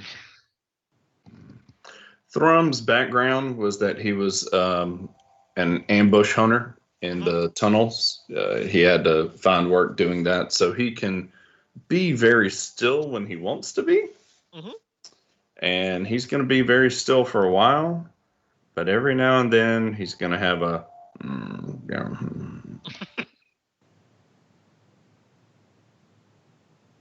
but he won't move, just a little grumble. And I mean, by every now and then, I mean every 45 minutes. He lasts a long time. Oh, yeah. About another hour passes before he finally lowers his hand and opens his eyes and says, you're still here. Father Mountain, son of a... If this was supposed to be a joke, y'all should have told me at the beginning. I didn't walk all the way up here and travel a day and a half just to be toyed around with. He chuckles a little bit. He says, truthfully, I already had my answers in the first hour, but most dwarves I run into don't have the patience to sit here that long. Call me impressed. Now then, I have your answer if you wish to know it. Or if you'd rather take a swing and then storm out in anger. That's your call. Hear your answer, and then I'll make my choice. You, sir, are a maggot. You're a maggot. Laugh out of character there, but I assume that Thrum doesn't take that news too well. No, he just said it back. He Yeah. said, you're a maggot. Dwarves. No appreciation for the natural cycle of things. I am not insulting you, dwarf. I am stating a matter of fact. Look. And he gestures out over the pond where you see there's like some dragonflies landing off the water and stuff. He says, nature is slow, but it always finds a errorless balance in time. There is no animal or plant that is inherently good nor evil that forms in nature. Everything is part of the balance. That includes maggots. Maggots are often disliked by humans and dwarves because they are associated with things that are not clean, or with the dead, or the wounded. But maggots serve an important part in the cycle of nature. They eat away infections. They stop the spread of violent diseases by consuming the dead. And when they hatch into flies, they form food for other things. You are a maggot upon a wound. And he points out towards the mountain where you can just see the Earth's wound. He goes, you are a maggot upon that wound specifically.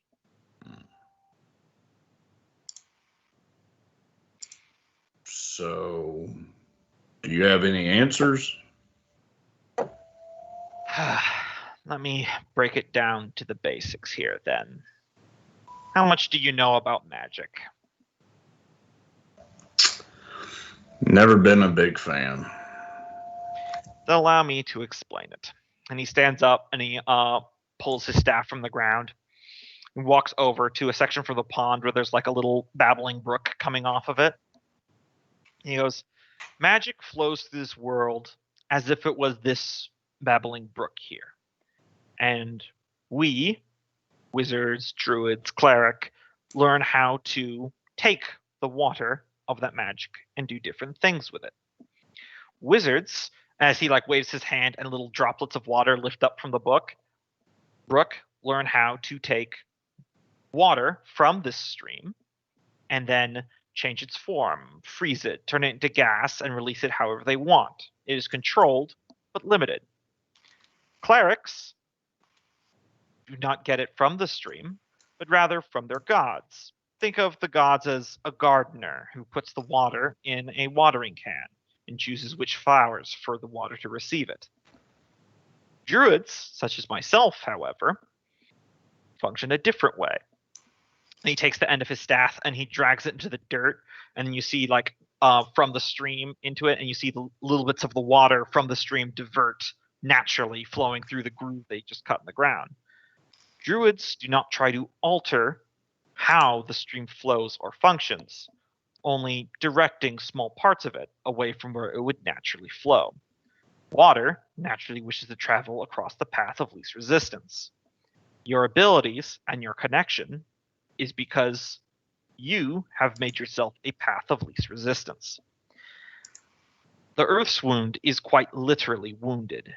It is radiating powerful magic, primal in nature. And as you said, you have a high connection to the mountain. Tell me, when this happened, did you open yourself, spiritually or physically, wanting something else to come in to aid you?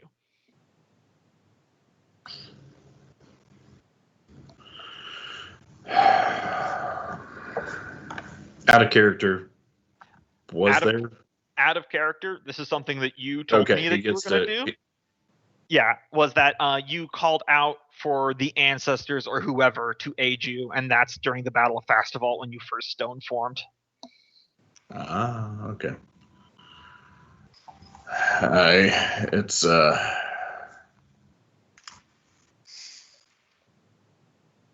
There was a moment and of great need where I felt like our expedition could end, and I called out and everything changed. That first time, I don't remember much.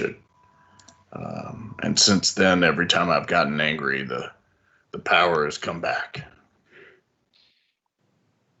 You opened yourself, and for whatever reason, the natural primal energy of the world wound found you the path of the least resistance, so it flowed into and through you. Now, the reason why you're getting these visions you are speaking of is because you have an innate connection to that place. You are of it, in a way, and it is calling to you because it is hurt. I have put some study into this. There's a rift in an area that is destabilizing the wound. Energies from other planes are coursing through it, empowering the area, but also destabilizing it. Its pain is, in a way, your pain. Now, for your somewhat limited and blunt applications of this power that you have, I believe that is shortcomings of your own personality. Your mama? No. That is what things you do not completely understand and things you do not completely control, you lash out with rage against. You clamp your fists and you seek to beat it into submission like it was moldable steel. But it is a folly of your kind in general that you're not able to accept that there are just some things that are bigger than you.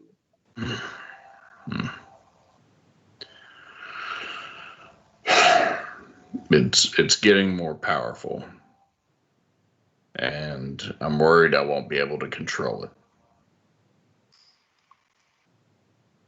Well then, you have a choice. He goes back and sits down. You can either continue trying to force it to be controlled as you've been doing, or you can Let go. Let go of your anger, let go of your petty prides, and try to find some serenity. Now, that won't stop the visions. That is all happening because the wound itself is in danger, and it's calling to you for aid. What you choose to do with that is your business. Because you are of that place, just as I, and he gestures with his hand to like the woods and the grove around him, am of this place. That's the first thing you've said that I really understand.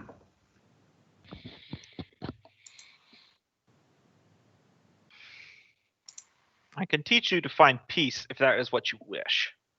But it is a long process, and it requires you to acknowledge that there are things greater than yourself and greater than your goals. Just so you know, out of character, there's no wrong answer here. I prepare more answer stuff. I'm not trying to bully you into anything. I was going to say Dammerhall, but then you said my goals. Are you talking about Father Mountain? And no, not the gods. I'm talking about the world, and he gestures around him. The roots, the trees, the mountains, the stone, the magma that flows underneath, the rage of the sea, and the bellowing of the wind. Gods can direct such things, but they do not make them. That is the path of a druid. That is how we understand it. If I remember correctly, that's one of the reasons why my people and yours have fought in the past. Not everything can. We don't believe that everything can be hammered and reshaped. Mountains provide ore, the trees provide fire, and we make great things out of them. I'd never seen a great thing like your white tree that hadn't been forged. It's impressive. I'm glad you think so. My ancestors spent a great time cultivating it. As I said, nature is slow, but its aims are sure.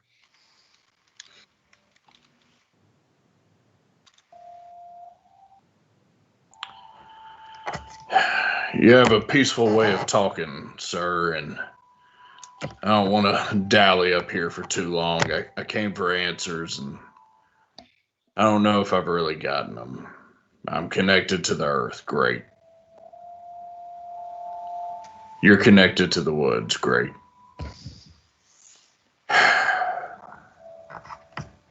These changes that keep happening to me. My nephew was up in a tree, and I found something that made me angry, and I might have torn him apart if I could have reached him. Is there a way to control this anger in these episodes and the changes that I have? The anger is yours. Whether you choose to accept it as yours or not is the question. If you can learn to let go of the anger, then you will have greater control over it. And as simple as that. I know that is not an easy process, something that's easier said than done. I can show you some techniques. I would like that. No weird stuff, though, all right? Define weird. Don't touch me. And Easily done. All right, we're good. But for now, he pivots a little bit. Let us just look at the water. And if I'm interpreting Thrum correctly here, Cope, he is going to spend some time to learn a calmer path. Yeah, sure. As I said, multiple paths to everything. Yeah, this is like a road I didn't draw up, but it's a fun one to pursue. I feel like his character. Yeah, it works. All right. We'll see. We'll see if it holds or not. Oh, yeah. I imagine it's going to be very much like Baby steps to the elevator. Baby steps to the Mhm. elevator. So you're spent some time to do this. We are kind of at our normal breaking time, so I think this would be the ideal time to stop for now.